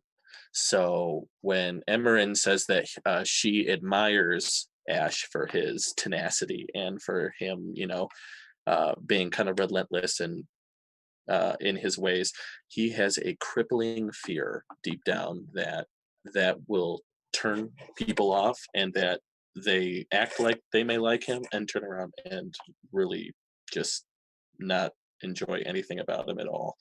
So he has spent more than many restless nights helming the ship at night, looking up at the stars, wondering, is anybody really being truthful to me, or am I just alone in this world?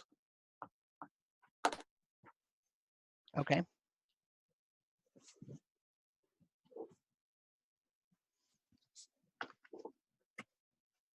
Axley or Emmeryn?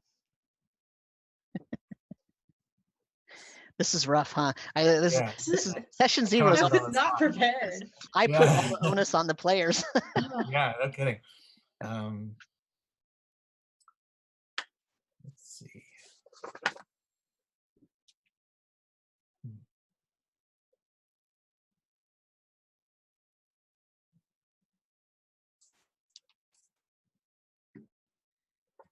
Can we add secrets later on? Sure.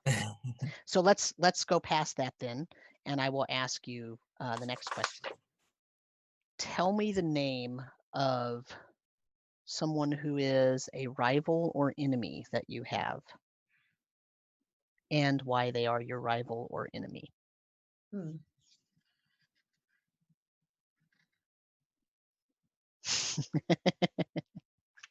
I cheated. I have a list of questions. Yeah.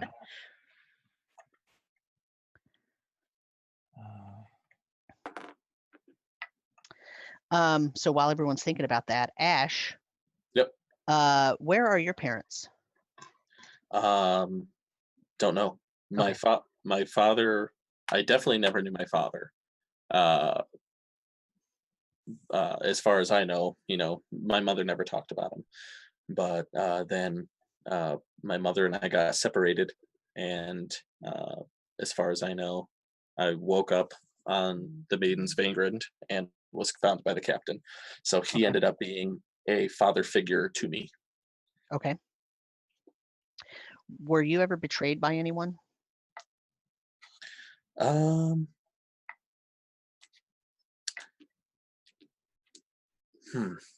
I was thinking about that in terms of my rival.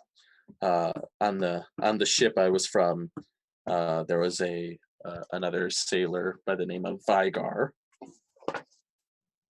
and he was a human, and he always had it out for Ash because of maybe feeling that Ash got special treatment from the captain of the ship. He was nothing, or I was nothing more than a stowaway.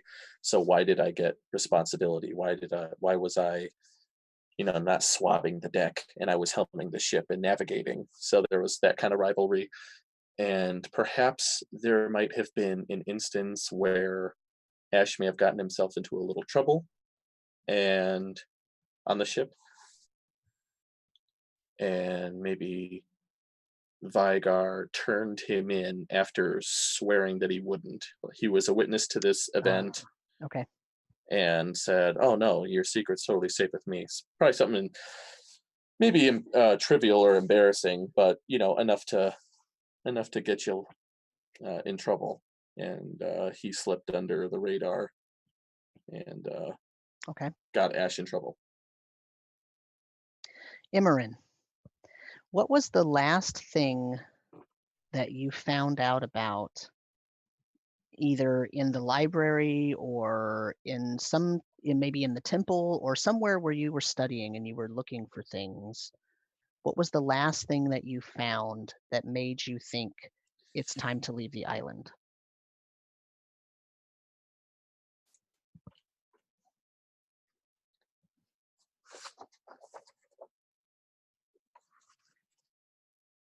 You are killing me with these hard I questions. know. Sorry. I have answers to the previous two though. Okay. So I'm working my do it, way yeah. up. Okay. But so my rival has always been my older brother, Okay. who just always very competitive within the guild, like working on anything that we were building or selling or doing anything. He was always better, always kind of like the favorite. And he got to leave and do his own thing. I haven't gotten to what he's doing yet, but he got to leave the guild and like pursue his own whatever he wanted to do. And Okay. so that's my like rival, which kind of leads into the secret. I'm trying to find my mother so I don't feel guilty about leaving my father. So when I find my mother, Okay. I want to be able to leave the guild as well. So I don't really plan on coming home.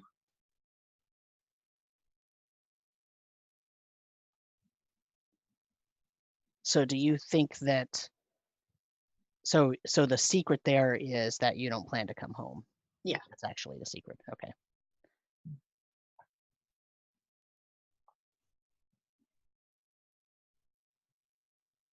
Okay. Axley, what do you got for me? Okay. My rival is Dahmer Brittlespoon. He's the son of a rival house back home, and they're a merchant family. So they have they're very well to do, and they have a thriving business of importing goods and sundries. And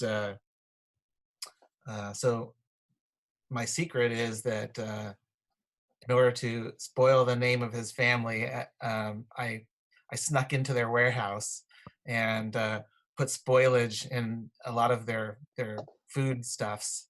So then they got the reputation of cheating and having very poor quality goods, and it hurt their reputation tremendously. Oh, Classic halfling move. that's a good one. Okay.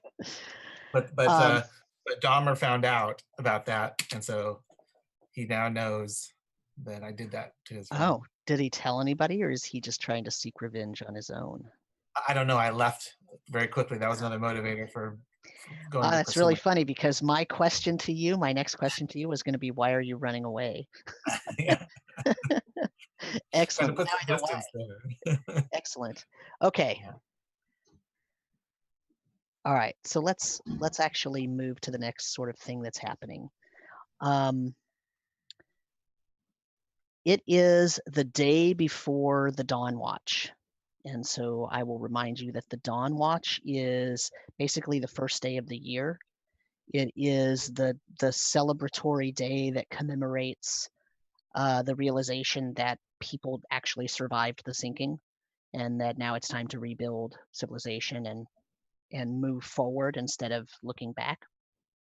And so it's the day before that. It's basically like that's like New Year's Day for people, except there's no real like New Year's Eve celebration. That thing doesn't happen. But what happens is usually it's a very festive event to have Dawn Watch, and people have lots of markets, and if there's any sort of bardic troops or dramatic troops in the area, they come and they perform for people, and it's this very sort of festival type atmosphere. But unfortunately, there's a huge storm.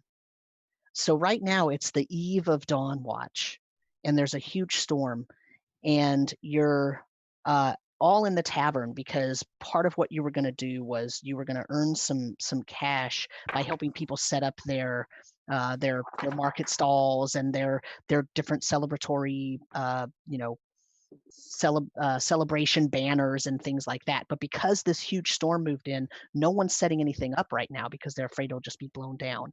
So everyone's kind of hanging out in the taverns, basically, because lots of farmers brought their goods in so that they could set up market stalls. But now the weather's too bad for them to go back out. It'd be kind of pointless to go back out to their farms several miles away from town, possibly in some cases. And it's not helpful for, anyone to be setting anything up. So there is a lot of activity in the taverns. There's a lot of activity in the inns. No one's really on the streets. There's a horrific downpour. There's the huge sort of windy set of events coming through. It's sort of this gusty type of thing where the wind dies down and then all of a sudden it picks up really quickly for a few minutes and then it stops. And that creates really, really bad conditions in the ocean. And so everybody that's in a ship has come and they're either in the bay, sort of anchored out because there's no more spots on the docks. So they've anchored out and they've rowed in, or they are actually anchored at the long docks, which go out far enough to be in the deep enough water for those ships to actually anchor and be connected to a dock.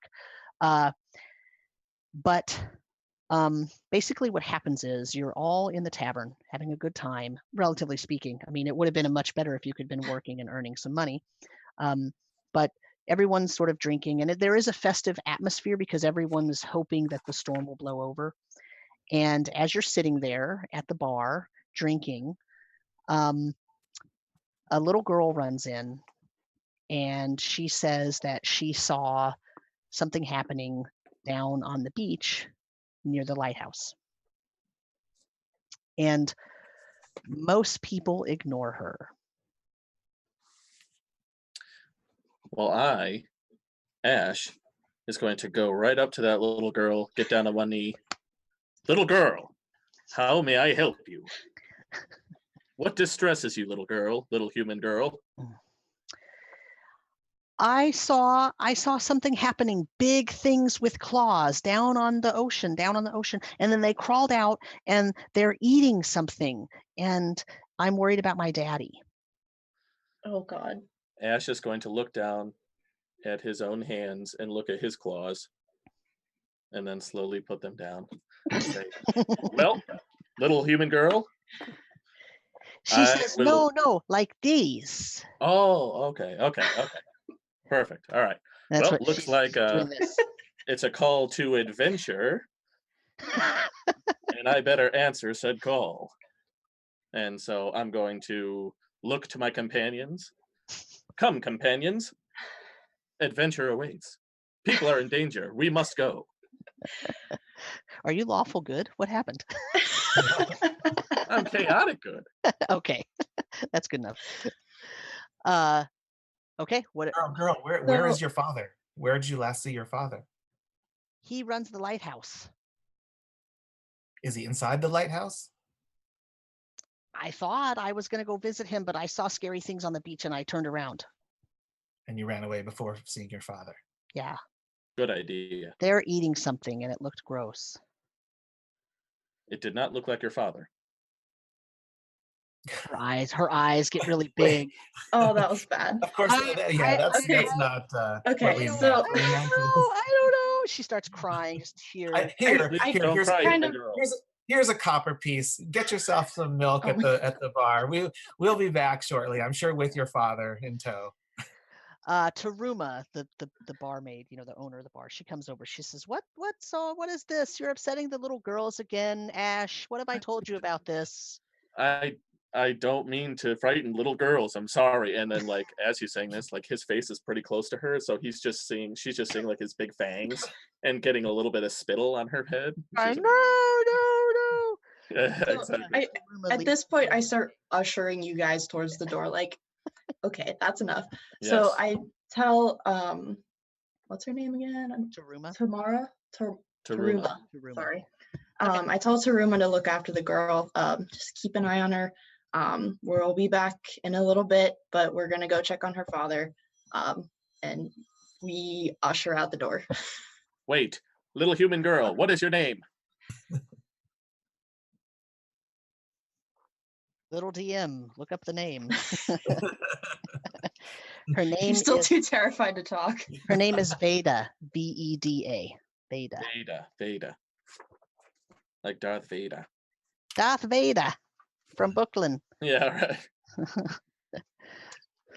Alrighty, little Veda, I promise. Well, maybe not promise, but we will at least figure out what happened to your father. She's doing okay. Thank you. Grab your coats. It's blustery outside. It is, in My fact, cloak about me. if you open the door sort of does that thing where the wind hits it and it swings it and it goes bam, bam, bam, bam. And then, of course, then many of the patrons in the bar look over, shut the door. You know, they don't want you to disturb their festivities. Okay. Sorry. So the three of you leave, I'm assuming. Yes. Yes. Yes, please.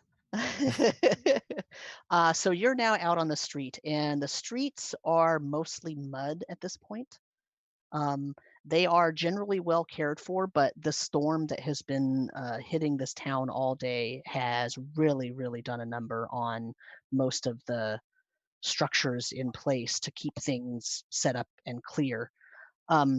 It's kind of an unseasonable storm at this point. Even though it's relatively cold season, you really don't have a lot of rain and wind. So it really was an unexpected kind of thing. So there are rivulets of water that are running down the street, but they're not really rivulets. They're more like little creeks.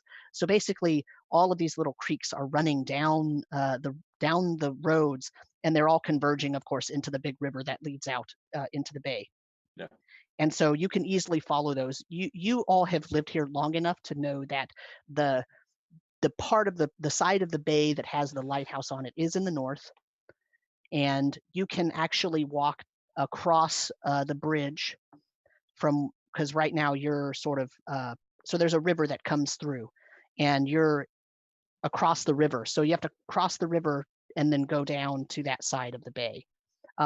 It's a stone bridge, so there's no issue there. There's not going to be any problem there. At least you don't think there's going to be a problem there. And if you cross that part of the bridge, there actually is no problem. And you can go from there down to the little fishing village. There are lots of different little huts and homesteads and whatnot down really relatively close to the beach. The waves are probably 10-foot swells at this point. So when you look out, even the protected bay inlet, which has the sort of rocky cusps around the edges, there's really huge swells in there. So it's pretty scary right now. There's lots of cloud cover, lots of lightning. There's rain coming down almost sideways. So you're sort of huddled. You've got your cloaks wrapped around you. And so now I need to ask you, who has dark vision? Nope.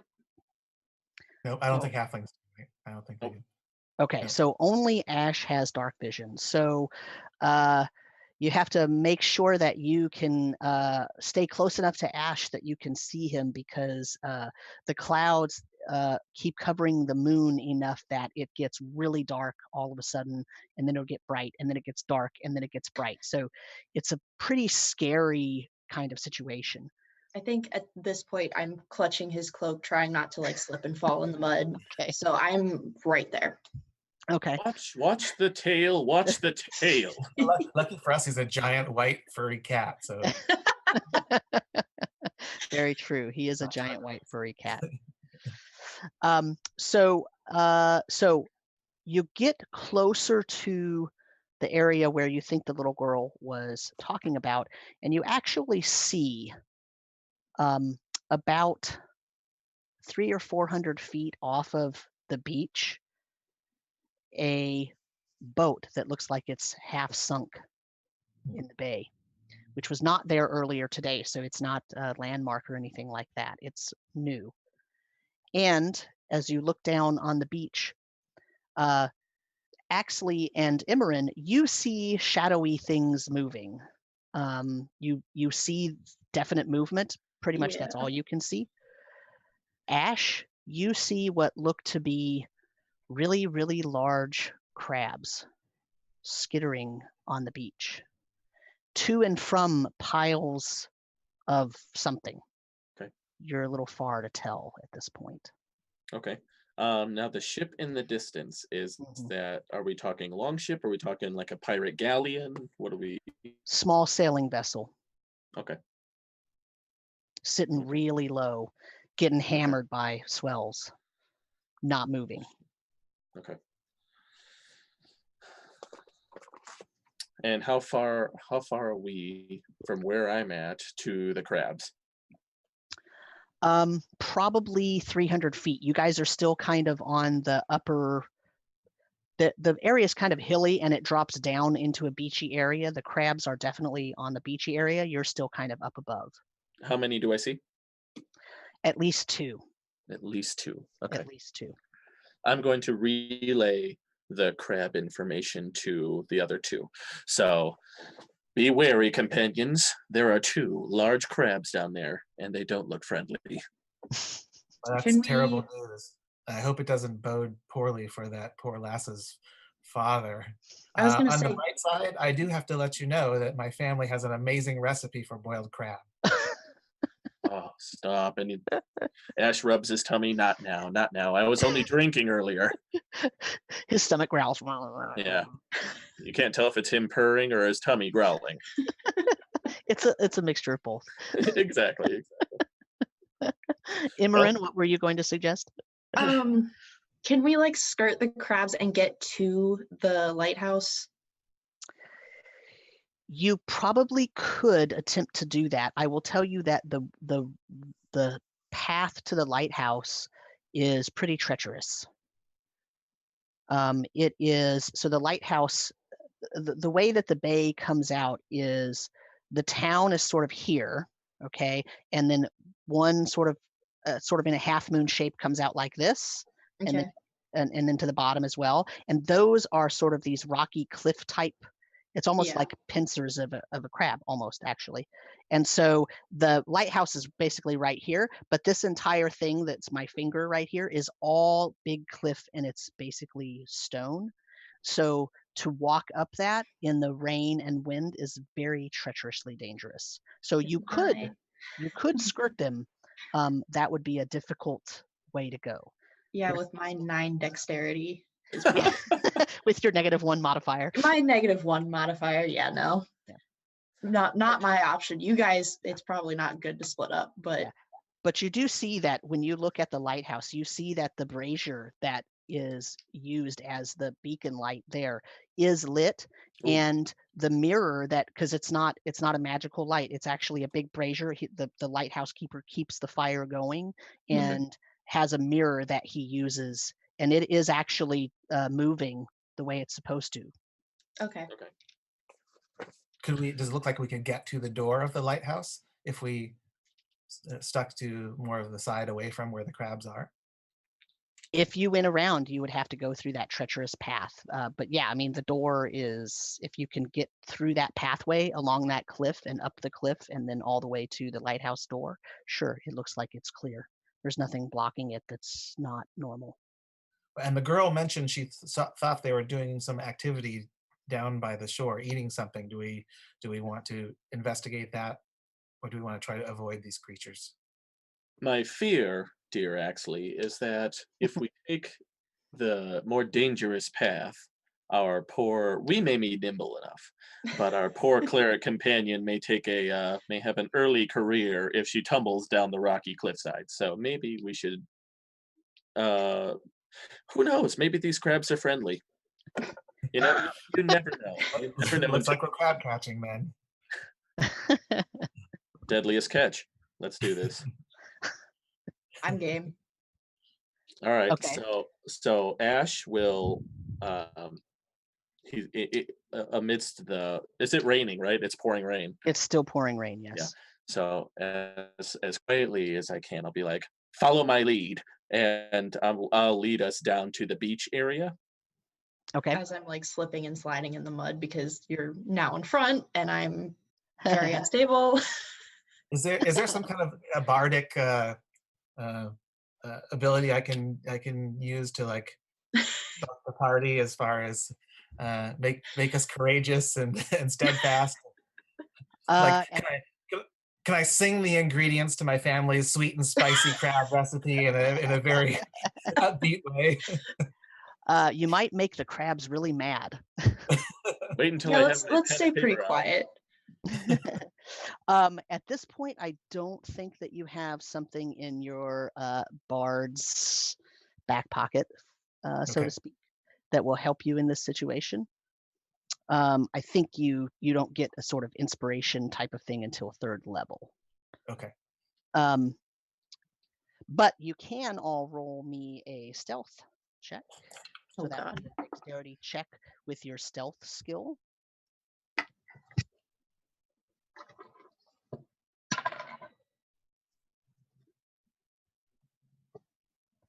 13? And it's based off Dex, right? So is it So stealth is a skill, so it's going to be a d20 roll plus your dexterity modifier, and if you are proficient in stealth, you'll add your proficiency bonus. okay? I roll a 5, so that's an 8 with my bonus. Okay. And what did Ash get? Ash rolled a natural 20, Oh, and excellent. that makes that a 26. Impressive. Good thing you have all these losers hanging on to you that are I was loud. going to say, I think the Yeah. rest of us ticked him off, but you're safe. So the other thing, Emmeryn, is because you're wearing scale mail, you actually roll your stealth with disadvantage. So you have to roll another d20, and then you tell me the lower result. Oh, it's not lower. I got a 17 that time. Okay. So I stick with my 13. Yeah. And then Axley got a lowly 8. Is that what you said? 8? Yes. You guys are sneaking down the beach. Now, are you going to try to what's your goal here? Are you going to try to sneak up to the crabs and attack them without them realizing it, or are you going to just try to sneak up and see what's happening, or I want to look at like the stuff on the ground. I want to see what that is. Okay. I don't know about everybody else, but I Yeah, want just to know what observe them they're. and see their behavior. What are they doing? They've obviously been here for a little bit and they're still in this location. So what is it they're doing? Are they just milling about? Do they have something? Yeah, that you see them sort of using their main claws on the items that are on the ground and then like pushing them into their mouth. Yeah. So Ash's goal right now is he wants to stealth as close as possible, and then basically he'll lead the charge, and as soon as he attacks from the shadows of the rain, that'll be the all right, everybody go kind of thing. Okay. Well, I'm gonna draw my bow then and knock an arrow because I don't have anything that is up close and personal is gonna be that useful. Okay. So you're gonna kind of stop following, then you're gonna actually stay behind a little bit. What's the range on your bow? Do you remember? Is it 120 or something like that? Let's see. So when you have a ranged weapon, that the first number before the range, the first value in the range, it usually has 2 ranges, one number and then a slash and then another number. And when you have that, the first number is the sort of normal range of that weapon, and the second number is that long range of that weapon. Okay. It's 80/320. Okay, so what you're going to want to try to do is get around 80 feet away, and that's going to be your, maybe a little closer, maybe 60 or something, so that if you have to run in, you could actually reach them in a couple of turns. And that's where so luckily, because you rolled the worst stealth, so they're going to go forward and you're going to sort of hang back. But I will tell you that when the 3 of you get to about 80 or 70 feet away, Axley stops and draws his bow and knocks an arrow. And you're now close enough that when lightning hits and it puts light on the beach, you see that there are actually 4 really large crabs, and that the piles of things that they are messing around with, one of them is a pile of broken barrels that had like fish and, basically ocean food meat in it. And the other pile is a pile of bodies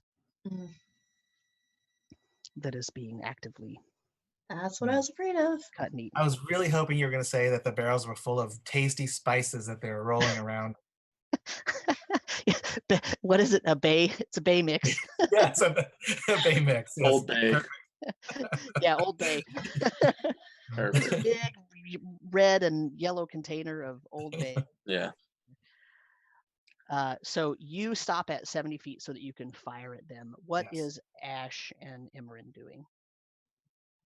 Ash is getting as close and basically Emmeryn can decide what because as soon as Ash goes, he's going to attack from the shadows.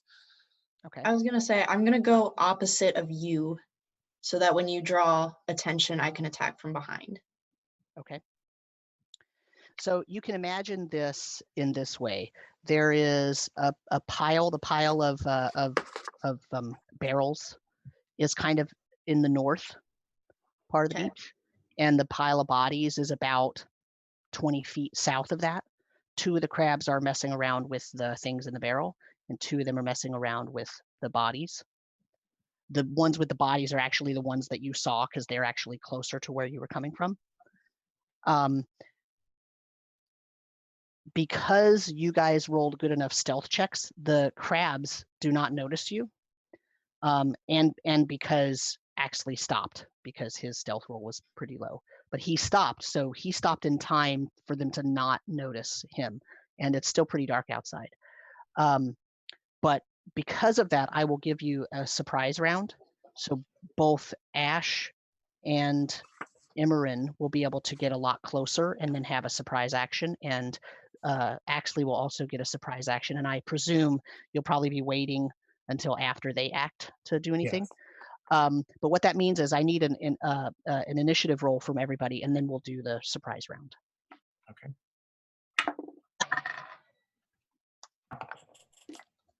I got a 19.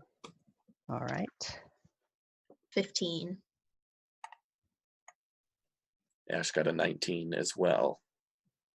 Which one of you has a better dexterity? My dex is 17. My dexterity is 19. Okay. Now, I didn't add my initiative bonus. Do I do that? Yes, add your initiative bonus. Sorry. Oh, okay. That would make it a 22. Wow. Look at that. I rolled a 19. Yeah. Okay. So let me make a roll here. Oh, I rolled a 5. Okay. So normally what I do is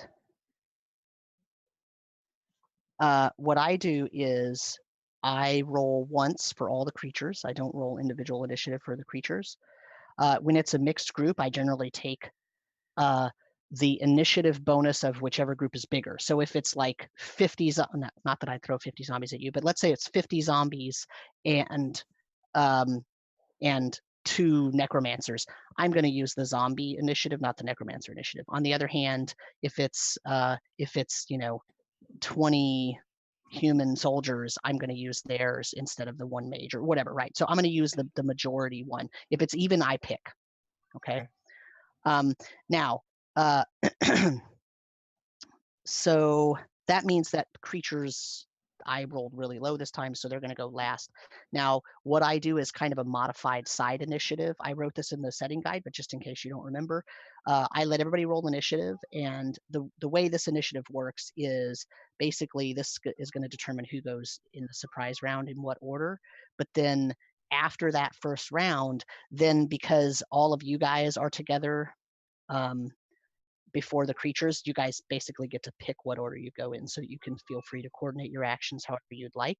So okay. I don't use the strict number after a surprise round. What it will determine is if the creatures were in between, it would determine which of you go before the creatures and which of you go after. But then whoever is going first, if there's 2 of you or 3 of you that are on either side of those creatures, you'll all go together basically at the same time. So what this means is Axley, and so theoretically, right, the way D&D works is everything is sort of around, and then you go, and then you go, and then you go, and then you go. But really, it's all technically happening at the same time. So right now, I'm going to let Axley say what his action is, and then we'll resolve that. And then Ash will go, and we'll resolve that. And then Emmeryn will go, and we'll resolve that. But really, that's happening all at the same time. Yeah. Mm-hmm. Okay. Yeah. Okay. I'm gonna draw the bow and take aim at the next nearest crab that's not the one that they're advancing on. Okay. And then I'm just gonna hold my fire until they complete their actions. Well, so they'll complete their sneaking around action.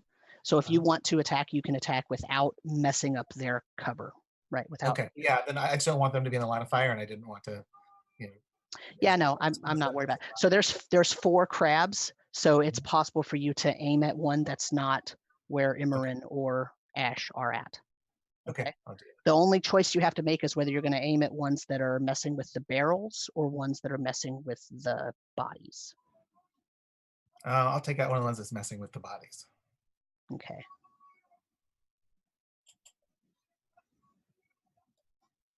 Okay, so go ahead and give me an attack roll Okay. for a range. Just rolled a natural 20. Oh, nice. Okay, so you're going to roll. So that's obviously going to hit. So you're going to roll your damage twice. So whatever your damage die is. So for a short bow, it's probably a D6. The D6, yeah. And then you're going to add your bonus once. It's okay.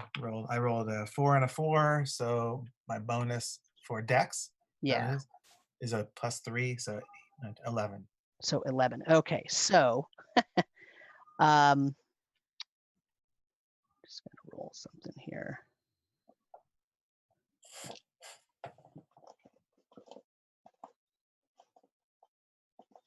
I did not have my dice out and ready. Isn't that a shame? Okay. Natural 20 on the first attack roll of the game. Yeah, Wow. nice. Exactly. Yes. I hope the trend continues. Yeah.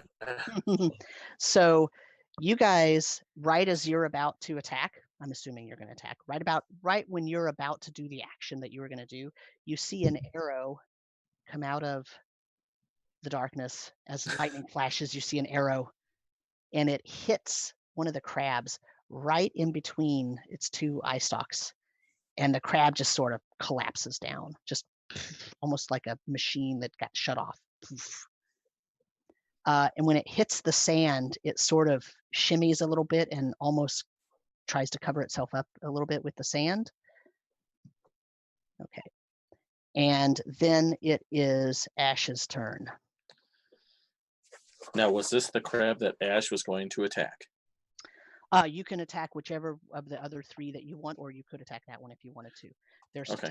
that are south near the bodies and 2 that were up by the barrels, and he attacked one by the bodies. So now there's really only one active one by the bodies. Okay, yeah, because that one is, for all intents and purposes, dead, As far as you can tell, yeah. as far as I can tell. Okay. Then, yes, I will go for the other one and try to get a sneak attack on it if possible. Sure. All right. It does not know you're there, so yes. Okay. All right. And that is a 16 to hit with my first attack, because I've got my dual wield cutlasses. Mm-hmm. And that will be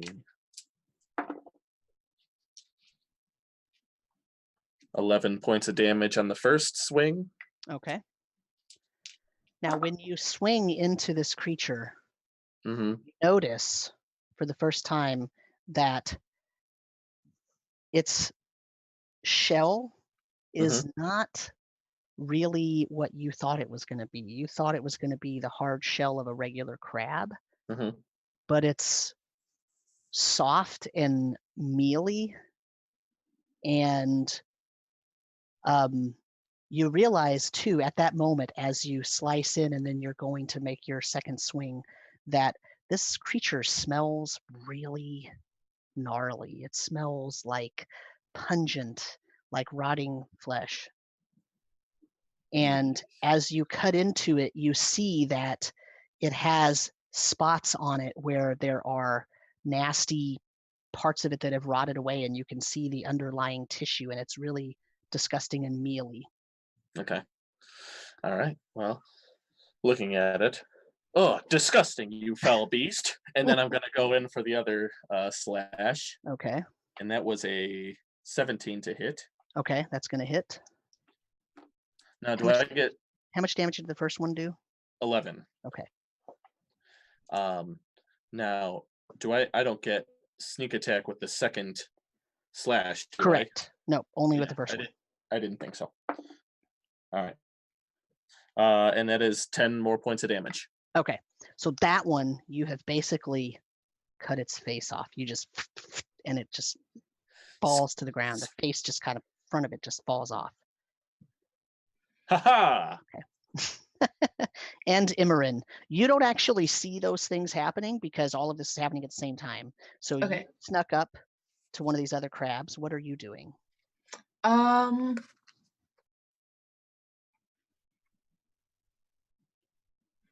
Yeah, I guess I'll go for one of the ones that's on the barrels. Okay. Probably whichever one's closer to Ash, so I'm not too terribly far away. Okay. And yeah, they're only about 20 feet away, the barrel pile and the body pile. So okay, you're perfect. close enough that if one of you needed to go help the other, you can get there in one turn. Great. Okay. And I swing my mace at it and hit it as hard as I can.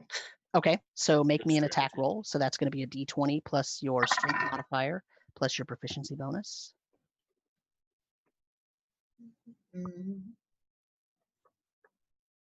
I have a 10. Okay. You hit the top of this creature, you hit the shell of it, and your mace sinks in to the creature, like through the shell that you thought it was going to be hard, and it just sort of sinks in. And when you do the after action where you're pulling it out, it kind of, there's sort of this gooey mass of mealy, gross tissue attached to the head of the mace as you sort of move it out, and it's now has this big dent in it, and there's this sort of disgusting yellowish greenish substance running out of the creature. But it's sort of, it almost looks around and like, what happened? But as it sort of tries to move, there's a crash of lightning, and you see kind of what Ash saw. You see these nasty spots on it that are rotting on this crab. And roll me some damage.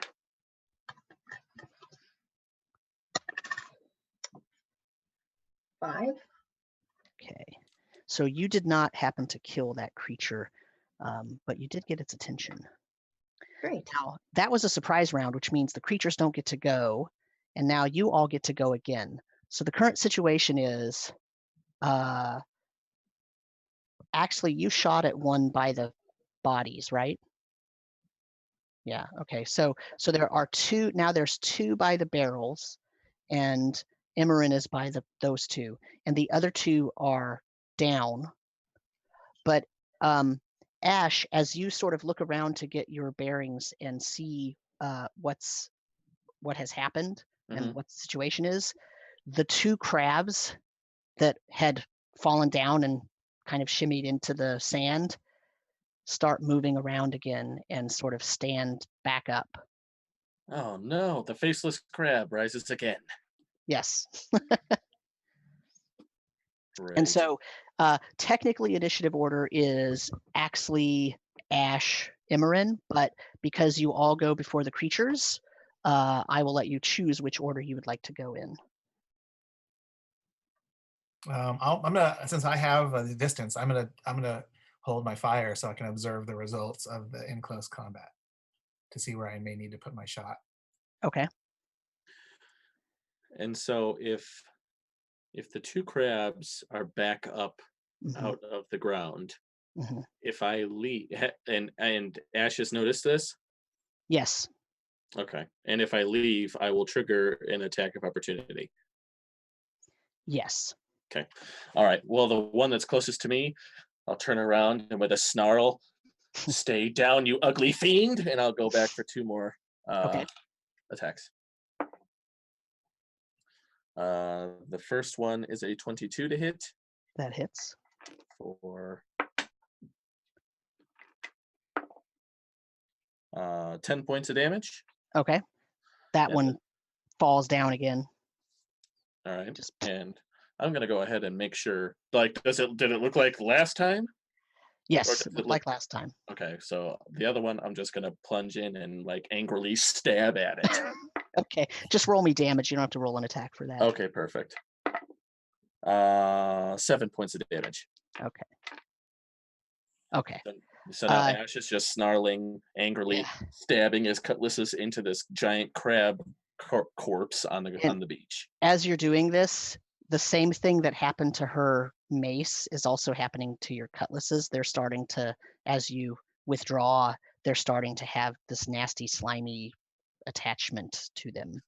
No. Emmeryn, what are you doing? My gut reaction is to try like an elemental attack, but I don't think we talked a whole lot about like what my spells are. Okay. We did not talk about Definitely your have Thunder spells, Wave. but we can talk This would about be a them. good opportunity. We can talk about them now. Yeah. So, did you pick spells or?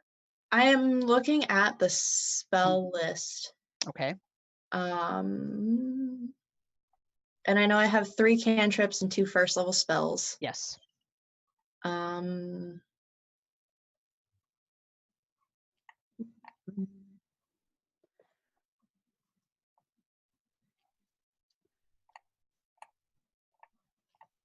I guess it's mostly looking up what these do.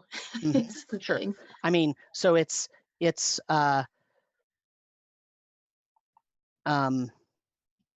yeah. So are you looking for one Just that's something, gonna do a lot of damage? something that's like either fire or like lightning. I'm looking at guiding bolt is what I'm looking at. It's first level spell, cleric spell, but I don't really know if that's exactly what I'm looking for. Trying to find it. Okay.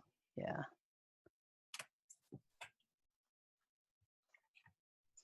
So guiding bolt says it has 120-foot range. A flash of light streaks toward a creature of your choice within range. You make a ranged spell attack against the target. On a hit, it takes 4d6 radiant damage, and the next attack roll made against it before the end of your next turn has advantage.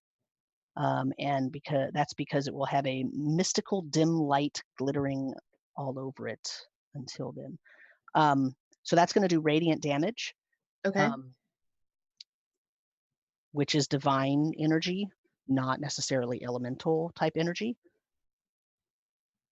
So if you're going for thematic, that does not hit your storm type theme, Right. but it is a really good spell. You can, I guess I should probably get familiar with the cleric spell list. I'm sure Thunder Wave is on your list. Thunder Wave is a good spell that deals with a lot of creatures. If you want to, so here's the other thing.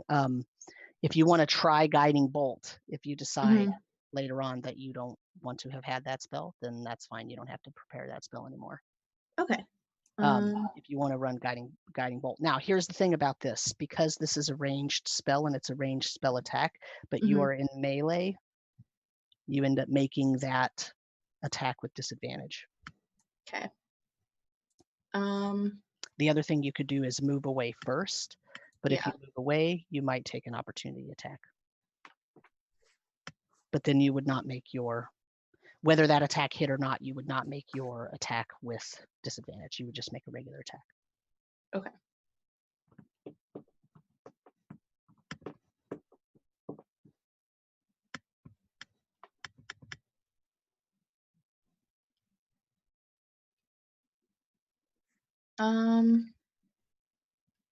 Yeah, let's do Thunder Wave. I like that better. Okay. Yeah, Thunder Wave is a good spell. So Watch the friendly fire. Yeah, so what I was going to say is the problem with Thunder Wave. Oh, good. There's always choices, right? The problem with Thunder Wave is that you're by the barrels, so it's possible for you to target the 2 crabs that are next to you by the barrels. Okay. And also the crab that is by the bodies. Okay. But then you also have a chance of hitting Ash. If you, I mean, in terms of leeway, I'll give you a ton of leeway here. I feel like you could pivot and cast your spell in any direction that you want. So I think it's possible for you at this point, because of the way that this is set up, to hit the 2 crabs around you with no problem. If you try to hit the crab that's still around Ash, you're going to have to move a little bit, which might trigger an opportunity attack. Okay. I'll probably play it safe and just hit the 2 that are near me and see if that works. Okay. And we'll see how that goes first. Okay. So so this is not a spell that causes you to roll an attack roll. So Okay. basically I have to make a saving throw for the crabs. And so that means I need to know what your spell save DC is. And your spell save DC is going to be 8 plus your spell casting modifier plus your proficiency bonus. Your spell casting modifier is going to be wisdom, so whatever your wisdom modifier is. And plus proficiency? Plus your proficiency, that's correct. Is 12. Okay, so I'm going to roll. So I'm going to roll for both crabs one at a time. The first one rolled a 14. The second one rolled a 4. So one of them made their save and one failed. Now here's what that means. For Thunderwave does 4d6, right? Am I right? No, 2d8 thunder damage. Okay. And so I need you to roll me 2d8. And the one that failed will take all that damage and be pushed. And the one that passed or succeeded on his save will take half damage and does not move. Okay.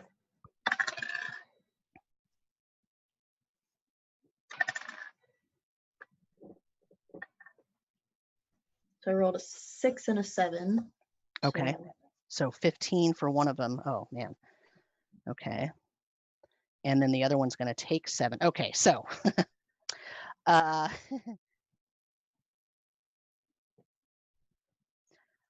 so here's what I need you to do. I need you to describe for me what you do when you cast this spell. Okay.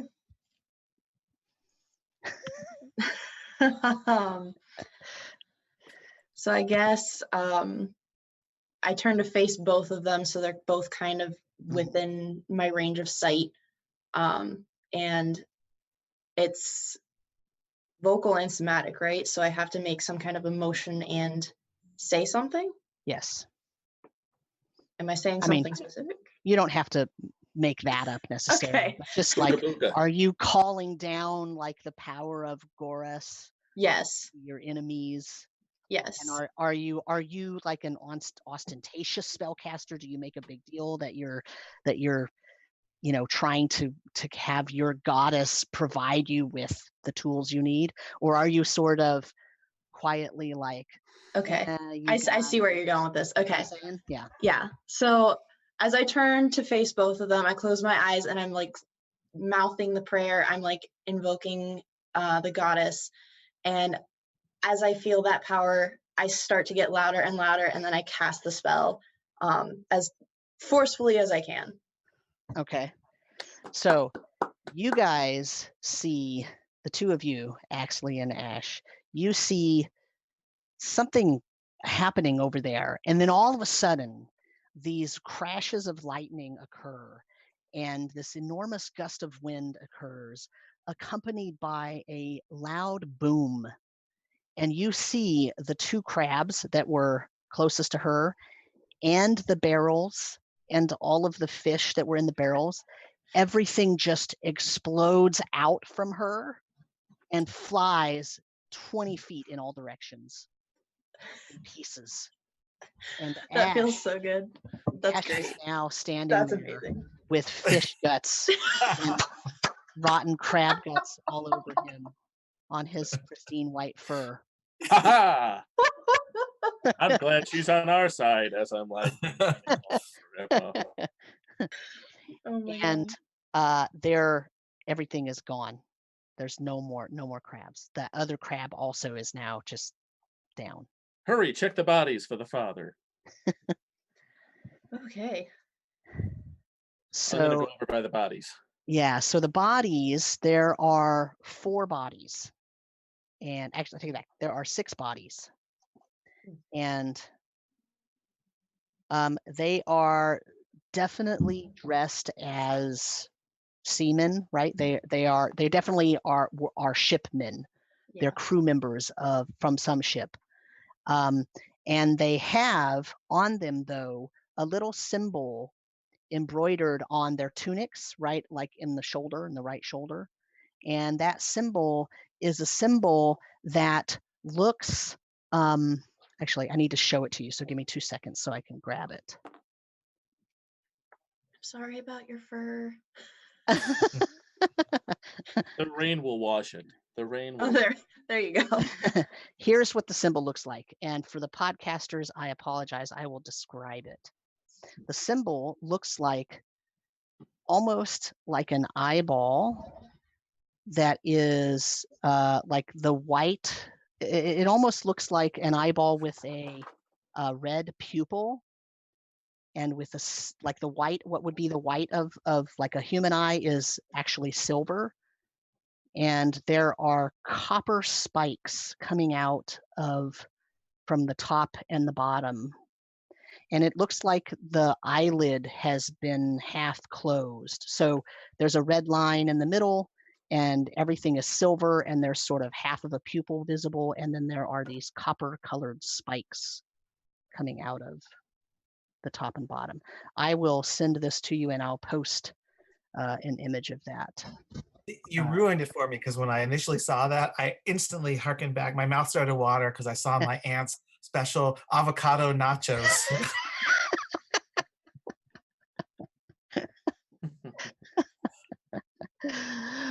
So that's what you see on their tunics. But definitely they're wearing ship crew member type clothing. You know, I mean, it's not like they have a uniform on, but what they have on is obviously something that a normal sort of crew would be wearing on a ship.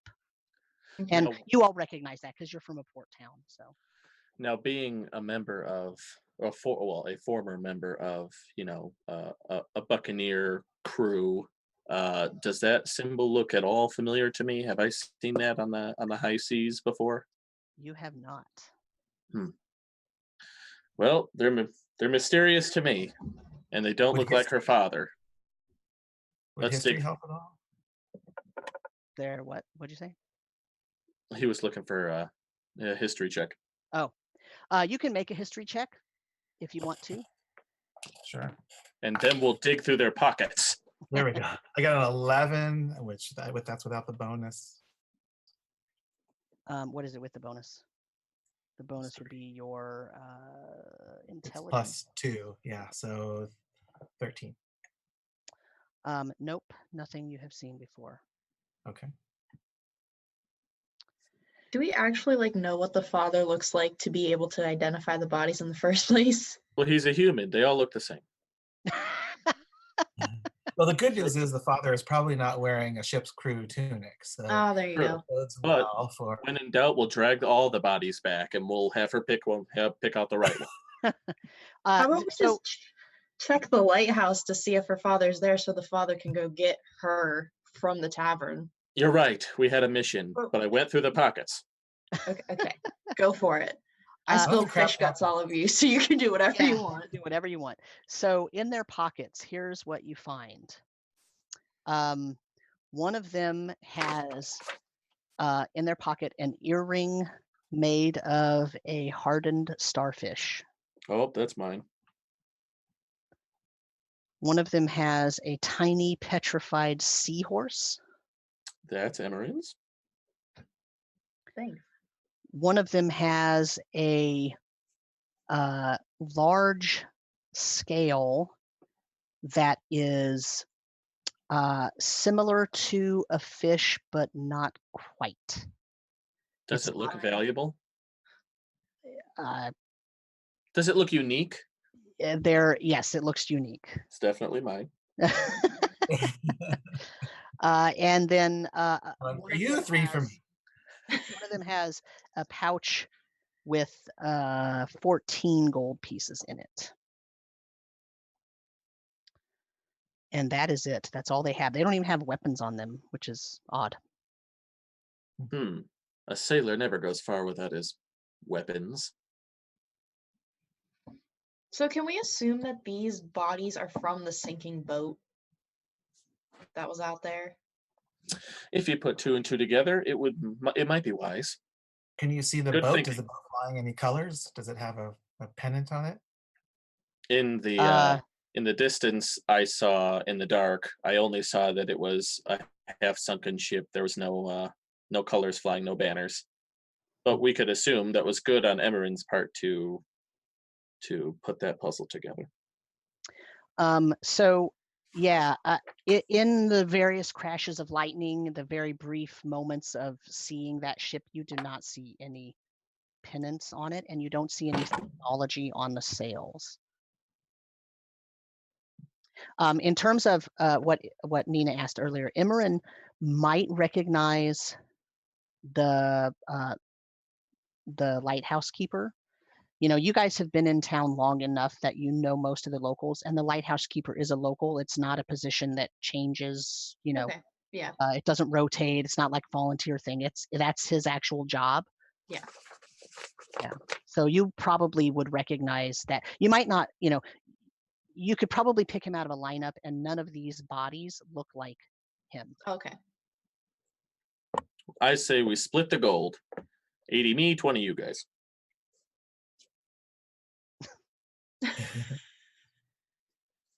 All right. It was how much total? I don't see anybody complain. Hey, I wasn't gonna say anything, but can't complain with that logic. it was 14 gold. Okay. What he's saying is 80% for him and 20% for the view. Okay. Well, you could imagine me being maybe the party treasurer. He's doing that Tabaxi I'm going to convince you thing, right? He's exactly Tabaxi. It's my witty charm that's rubbing off on you. Right. However, if you take into account the cost of the earring and the large scale, you probably have more than both of us already. But if you also account for the salon care I'm going to need to get the crab meat out of my matted fur, I mean, it's going to be, prices these days have inflated to a ridiculous amount. So friends, I can't haggle over trinkets. I'm perplexed by this new mystery that confronts us. That what are these sailors doing, having stolen my aunt's avocado nacho recipe? It seems they've gone into business for themselves with it. For as much as you talk about food, please tell me that you can back it up with the cooking skills. I'm starving.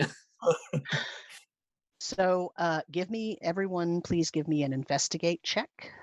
What's an investigate? Is that a skill? Yes. Investigate is a skill. Sorry, I will be more careful about.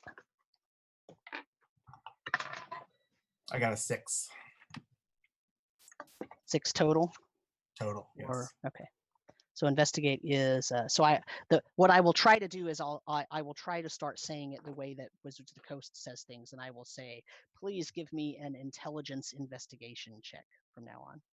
Okay. I can't guarantee that I'll actually remember to do that. I got a 4. Yeah, a 6 and a 4. Oh, jeez. What did Ash get? Ash got a 22. There we go. Ash has hot dice. As you all are trying to divvy up the goods that you found in the pouring rain. It's important. Ash happens to notice that there is what looks like a little piece of parchment under part of the remains of one of the barrels that got blown apart by Emmeryn's spell. And it is a tiny stub of a parchment end, and all it says is Hail Liralac. How's that spelled? Hail like the weather phenomenon. Hail. And Liralac. Leralak.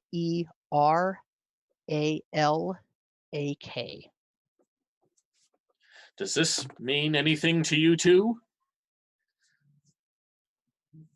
Do I recognize the name?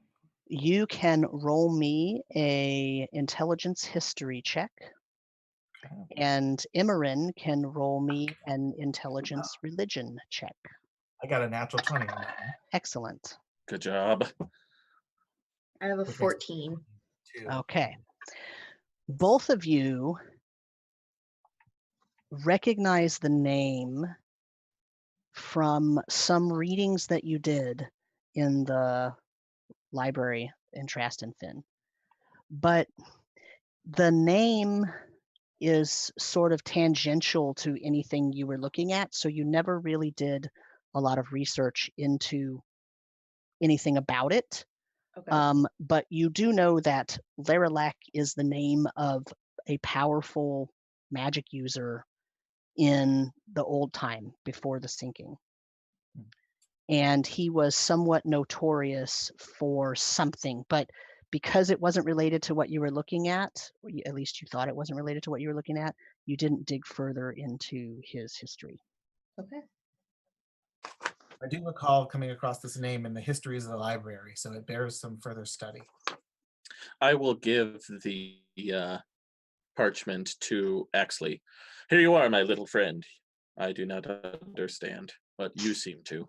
You are I'll wise. bite the paper and say, well, it's not gold, but True. it'll do.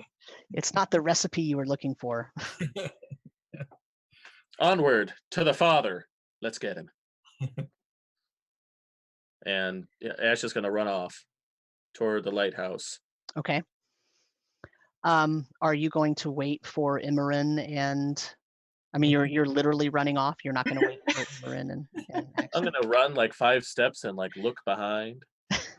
And I'm going to shake my head and be very exasperated because I'm still like slipping and sliding around in the mud and trying to climb the treacherous rocks is not going to go well if we're going that fast. Lead the way, my fish gut covered furry friend. So there's 2 ways we could go about this. The first way is you can run it with skill checks. So you can all attempt to make it from where you are right now safely to the lighthouse to talk to the lighthouse keeper. Or you can say that you're going to take as much time as you need to carefully make the trip. And in that case, it's probably going to take you 2.5 hours to make the lighthouse. Yeah, it's that treacherous. But that would be 2.5 hours of you all working your way really slowly amongst the rain, amongst the wind, right? I mean, we're talking almost gale force winds here. So Right. it's extremely dangerous. So if you want to go faster, there's going to be some skill checks that have to be made. If you want to take your time, you're basically taking a 20, but that's taking a lot of time. What about companions? If one of us or 2 of us go off on ahead and someone takes the short route, or some of us take the short route, the dangerous route, and then one of us takes the slow route, or 2 of us, however we want to split it. I see where it's going. I'll stay behind. It's Go really that one on thing. ahead. You're just it seems like you with your nimble skills is probably adept at braving the rocks and getting there quickly. If the gentleman needs assistance, probably best for you to go render that assistance as fast as possible. I'll stay behind with Emmeryn and we'll make our way slowly to the lighthouse. If you need anything, if you get into any danger, our safety call, our call for distress. Caw-caw! Bingo. Good. Glad we talked about it. And I'm going to run off into the rain. Okay. So what I need from you is 2 checks. I need a wisdom survival check from you, and I will need a dexterity acrobatics check from you. A wisdom, which one? Survival. Okay. That is an 11. Okay. And the acrobatics is a 17. Okay. Make me a Constitution saving throw, please.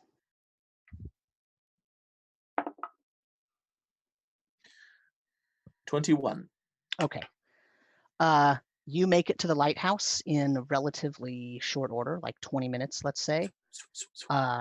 You slipped and fell several times. You sullied your pristine fur. You did not fall, but you are now exhausted, so you have 1 level of exhaustion. All right. But otherwise, you are fine. The door to the lighthouse is locked and barred. I am going to politely knock. Lightly politely knock, or are you going to pound on the door? I will pound as politely as I can. Okay. The a gentleman comes to the door, out of breath. Yes, what is it? I've got to get back up to the light. There's a storm. Can't you see? Yes. As the I'm door standing in swings it. open, as the door swings open, he sort of looks up at you. Oh, come in, I guess. Thank you. I was just expecting some silly person. I don't know who you are. The name, and I will do a flamboyant bow to him. My name is Ashaz Whitemane, and I hope you have a cute little daughter who frequents the tavern every once in a while looking for help. How dare you? Right? My daughter frequents the tavern. She doesn't frequent the tavern. No. But every once in a while she has to go there looking for me. So yes, is she okay? Perfect. Yes, she's okay. She sent us to come and rescue you, a sir in distress. Why am I needing rescue? I have to get back up to the light. All right, get there. And I guess my companions are coming too, so hope you have snacks. Okay, so let's stop there because I want to get in 15 minutes of conversation. So you found the lighthouse keeper. He is alive. You found bodies of sailors with Alive sailors. weird symbol. Yes. And you defeated 4 zombie-like crabs quite spectacularly by blowing them apart. Which actually is going to be inspired to write a poem about Ash fighting off a case of crab infection. Excellent. I look forward to reading it. Your book is going to be half poem, half recipe. I could tell already. There you go. I mean, we got some fried fish in there. It's fine. Yeah, totally. That's right. Exactly. As long as we embellish a little bit of the heroism, I'm behind it. Ash hogged it all. So on a normal episode, there won't be as much sort of talking. That sounds weird. There'll be a lot of talking because it's role playing, but there won't be as much talking through characters and whatnot. In the next episode, what we're going to probably do is for the first 20 minutes, I'm going to check in with everybody, make sure that you have your character completed the way you want, make sure you're doing things like, looking at what's happening. By the way, you're all going to level up to level 2. Okay. So the first thing that you're going to do when you level up to level 2 is you're going to roll your hit points. And so you roll whatever your size of hit dice that you have. And then you add your constitution modifier to that. If you roll a 1, my house rule is you roll a 1 for your HP, you roll again. Okay. You roll a 2 though, that's what you got. Is there a rule where you can take, like there's an average number you can take rather than roll, or? Generally I have you roll. If you want to take the average, that's fine with me. I don't have a problem with that. Right. And it's then your average plus your constitution modifier. You always add your constitution modifier. And then the thing that you do is you look for your class and you look at what special ability you get at 2nd level. Okay. And then at that point, so when we start the next session, you'll all be at 2nd level. Also, you'll be safely in the lighthouse with the lighthouse keeper. And so the next session, the first 20 minutes or so, we're going to check in, make sure everybody's characters are doing well, make sure everything is okay. Nobody wants to change anything, at least not right at the moment. Anything that we didn't resolve previously this session will be resolved in the first 20 minutes of the next session. And then we'll move forward with the game.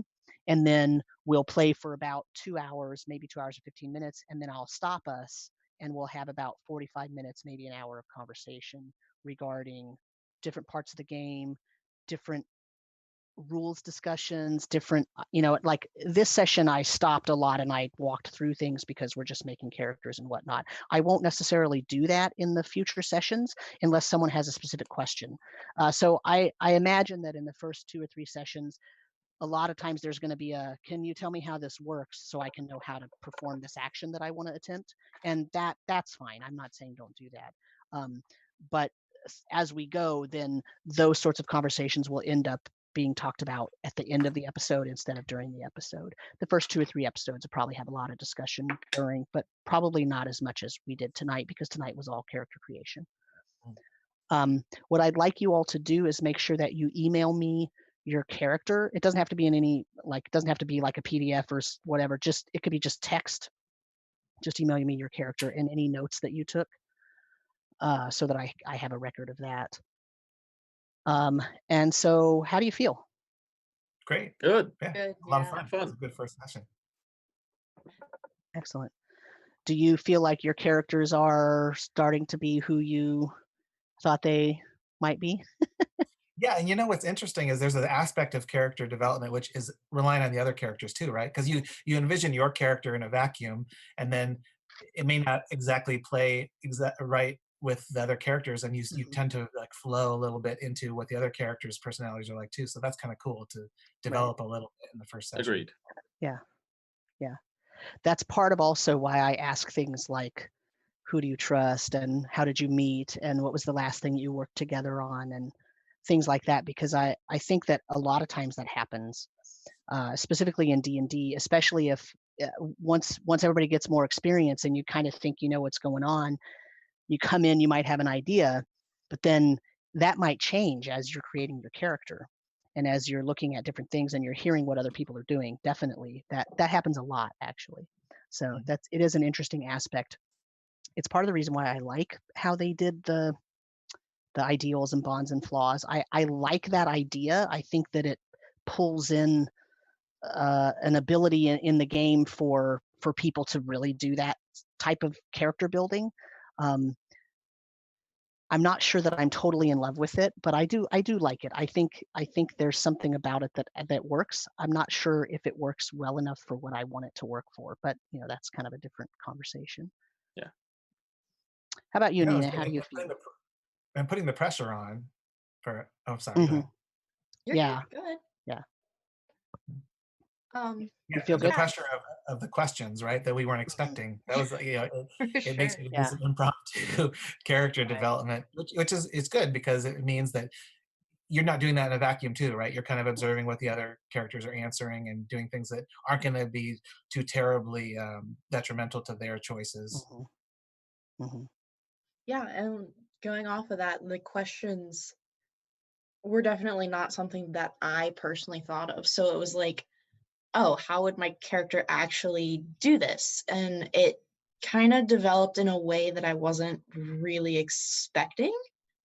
And like as someone who's very new to this, I still like kind of learning how the whole role-playing thing works and like feeding off the other characters, and like we're all still learning how each other, like the talking speed, like kind of the discussion turns, how we kind of build off of each other, was definitely a learning experience. It's really new to me, so it's going to take me a minute, but I think even with the first session, it went really well. Like our characters are developing. They're, I mean, I really like where mine's going.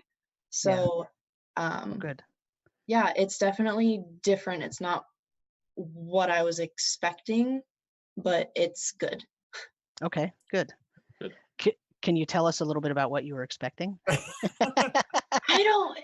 think it's more what you were talking about. It was like my character was in a vacuum, so I was like, oh, my character's going to do this and this and this, but you were playing with other people, so you can't really dictate what they're doing. And so I have to be a little patient and be like, okay, what are they doing? What do I have to do? What's the situation turning into? So do I have to mediate? Am I instigating? And like, you kind of have to pick and choose where you come in and where you let the other players come in. So Right. it's definitely like a team effort as to where everything's going, if that makes sense. Yeah. So part of the reason why I do that secret thing is that way, sometimes, if you're playing a character who sort of stands back a lot, and the other two characters are sort of rushing forward and always getting into trouble, and you're having to kind of come along and be the voice of reason and pull them back. Yeah. Having that secret that I can, as the DM, I can set up situations where, maybe it's getting close to your secret, and Right. this is going to be a problem, and it's going to cause you to have to be the one to sort of move forward, that they're going to be, wait, what happened? Something is going on, because, usually Emmeryn doesn't run off like that. And now Yeah. they're going to get really excited at first. And then it's going to be like, wait a minute. Yeah. What happened? So excellent. Very good. So here's the last question that I have for you for the evening is, So we talked about, just for the audience listening, the three of us, or the four of us, talked about different sort of thematic items in the game a little while back in one of our pregame chats. And one of the things that arose from that is that this campaign is going to have a focus on you all trying to figure out what caused the sinking, and what created that situation that turned this world upside down, basically, and made it all sink under the ocean. And so my question is, boy, how do I say this? Well, let me put it this way. What level do you think your characters will be at the end of this campaign? Like, if that's your goal and that's the thing that you need to find out, what level do you think that's going to make your characters? Like, if everything went well and we were to answer that question? Yeah, assuming you stay alive and everything happens and you attain your goal by figuring out what the heck is going on, and maybe even, like, I don't know, reversing it or fixing it or changing it, or at least just knowing what it is. Mm-hmm. What level do you think you'd have to be in order to actually accomplish that? Definitely by 15th level. Really? Well, you think so? That was higher than I was thinking, because I was thinking, like, maybe the answer to that question it's not like the end of the campaign, right? I guess if that were the main climax of the story, then yeah, you'd be a high level. But I was thinking, like, once you learn why, there's still a lot more story that can go on from there as far as what you do with that knowledge, right? Or what you have to do with that knowledge. So my initial thought was maybe somewhere around like 7th to 10th, something like that. Yeah. Okay. Yeah, I could see that for sure. That's about, because what I was thinking, knowing what happened and doing something about what happened are two different things. So I was thinking, if we are to figure out what happened, I would say like 10 to 12. Yeah. But if we're doing something about it, I would say like 15, 16 is Okay. what I was thinking. Okay. My next question is, I lied last time. I said it was the last question I have. Here's my question that comes up. So, do you want to explore the entire world and learn lots of different things about lots of different areas, or do you want to stay mostly in your general area, your home area, and investigate and know a lot about that home area? Did anybody else see the dinosaur on the map? No. Because that's where I want to go. I want to go there. So I would love to travel the entire thing, because I feel like there is so much to it. Yeah. And I don't think the answer to what we're looking for is going to be in one spot. Yeah. It's going to be a conglomeration of all the information we gather from all these different places. So I want to go everywhere, explore everything, get as much as I can, and then kind of figure out what we're going to do with that info. Yeah, and from my character's motivation, he definitely wants to go out into the great unknown, into that big question mark. I mean, he doesn't see the answers being here on this island. It's got to be out there somewhere. Okay. Because there's, so the island, or the island you're on is in one of 6 main regions. So that area that you have the map of is just is 1/6 of the common plateau, basically. I mean, just reading your guide, right? Like, if I were to extrapolate that as like lore that's in the books in the library that I learned about in my scholarly studies, just the intriguing things about walls of water and giant mountains and everything in every direction. I want to go see those things. I don't want to just read about them in a book. So I will tell you about, so in the setting guide, so I'll tell the audience, just for the audience's sake, in the setting guide, it was described that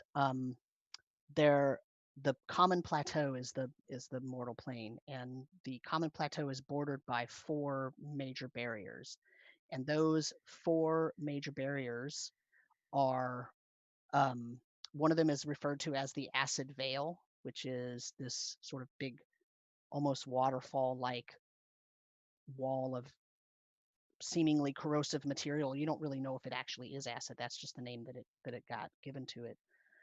That is actually to the east of you. To the south of you, the edge of the common plateau is where the world fall is. The world fall is basically the idea that, you know, the world is water and it's flat. And so that means if there's water and it's falling off of a flat surface, it's a giant waterfall. Mhm. And anybody who's ever gotten their ship too close to that area, goes over the waterfall, has never come back. That's to the south. To the north is on the other side of the plateau where the edge is these humongous giant cliffs that go up into the sky as far as the eye can see. No one has ever been able to climb all the way up, at least, and survived without falling off and dying. And to the west is an area called the doldrums, where you get to a point in the ocean where there are these very large, very slow-moving whirlpools that trap the ships in these whirlpools that have these extremely large kelp forests under them. And the ships get trapped in such slow-moving water they can never get out, and everybody on them perishes if they're not rescued. And no one has been able to get past that region. Although when you look beyond it, it looks like it goes for a very long time. And in fact, people who have been near the acid veil, they say that you can actually look through the acid veil and see the sea continuing on beyond that. But that's rumor. You don't actually know if that's true. Okay. So those are the four barriers. So the cliffs, the acid veil, the world fall, and the doldrums. And none of those areas, to your knowledge, have been surpassed at all. They also did not exist in the previous, before the sinking, those things were not there. So even though the world was still conceived as a sort of flat or oval, it was still debated whether it was kind of a sphere or a globe versus whether it's a flat plane. And but those edges did not exist. They were different. So Okay. so that's that. So I think we're going to end there because it is 10 o'clock, and I'm not sure where Rudy is. He might be around here somewhere. Okay. Yep. Hey, Rudy. So let's say goodbye to everybody. Thank you for watching, and we hope you enjoyed it, or thanks for listening if you're listening to the podcast. Yes. Who has a Twitter account and who wants to plug it? Nbays, m-bays3 if you want to follow. Come follow me at +1 Longsword. I got a blog by the same name on Blogspot. You can check that out too. Cool. No Twitter for me. No Twitter. He's a Luddite. I am. Not quiet. You're on a video stream, man. I am at DM Samuel on Twitter, and you can see my work at rpgmusings.com. And we hope you all enjoyed this. And our next session is scheduled for next week. So join us. Awesome. Right. Thanks. Bye.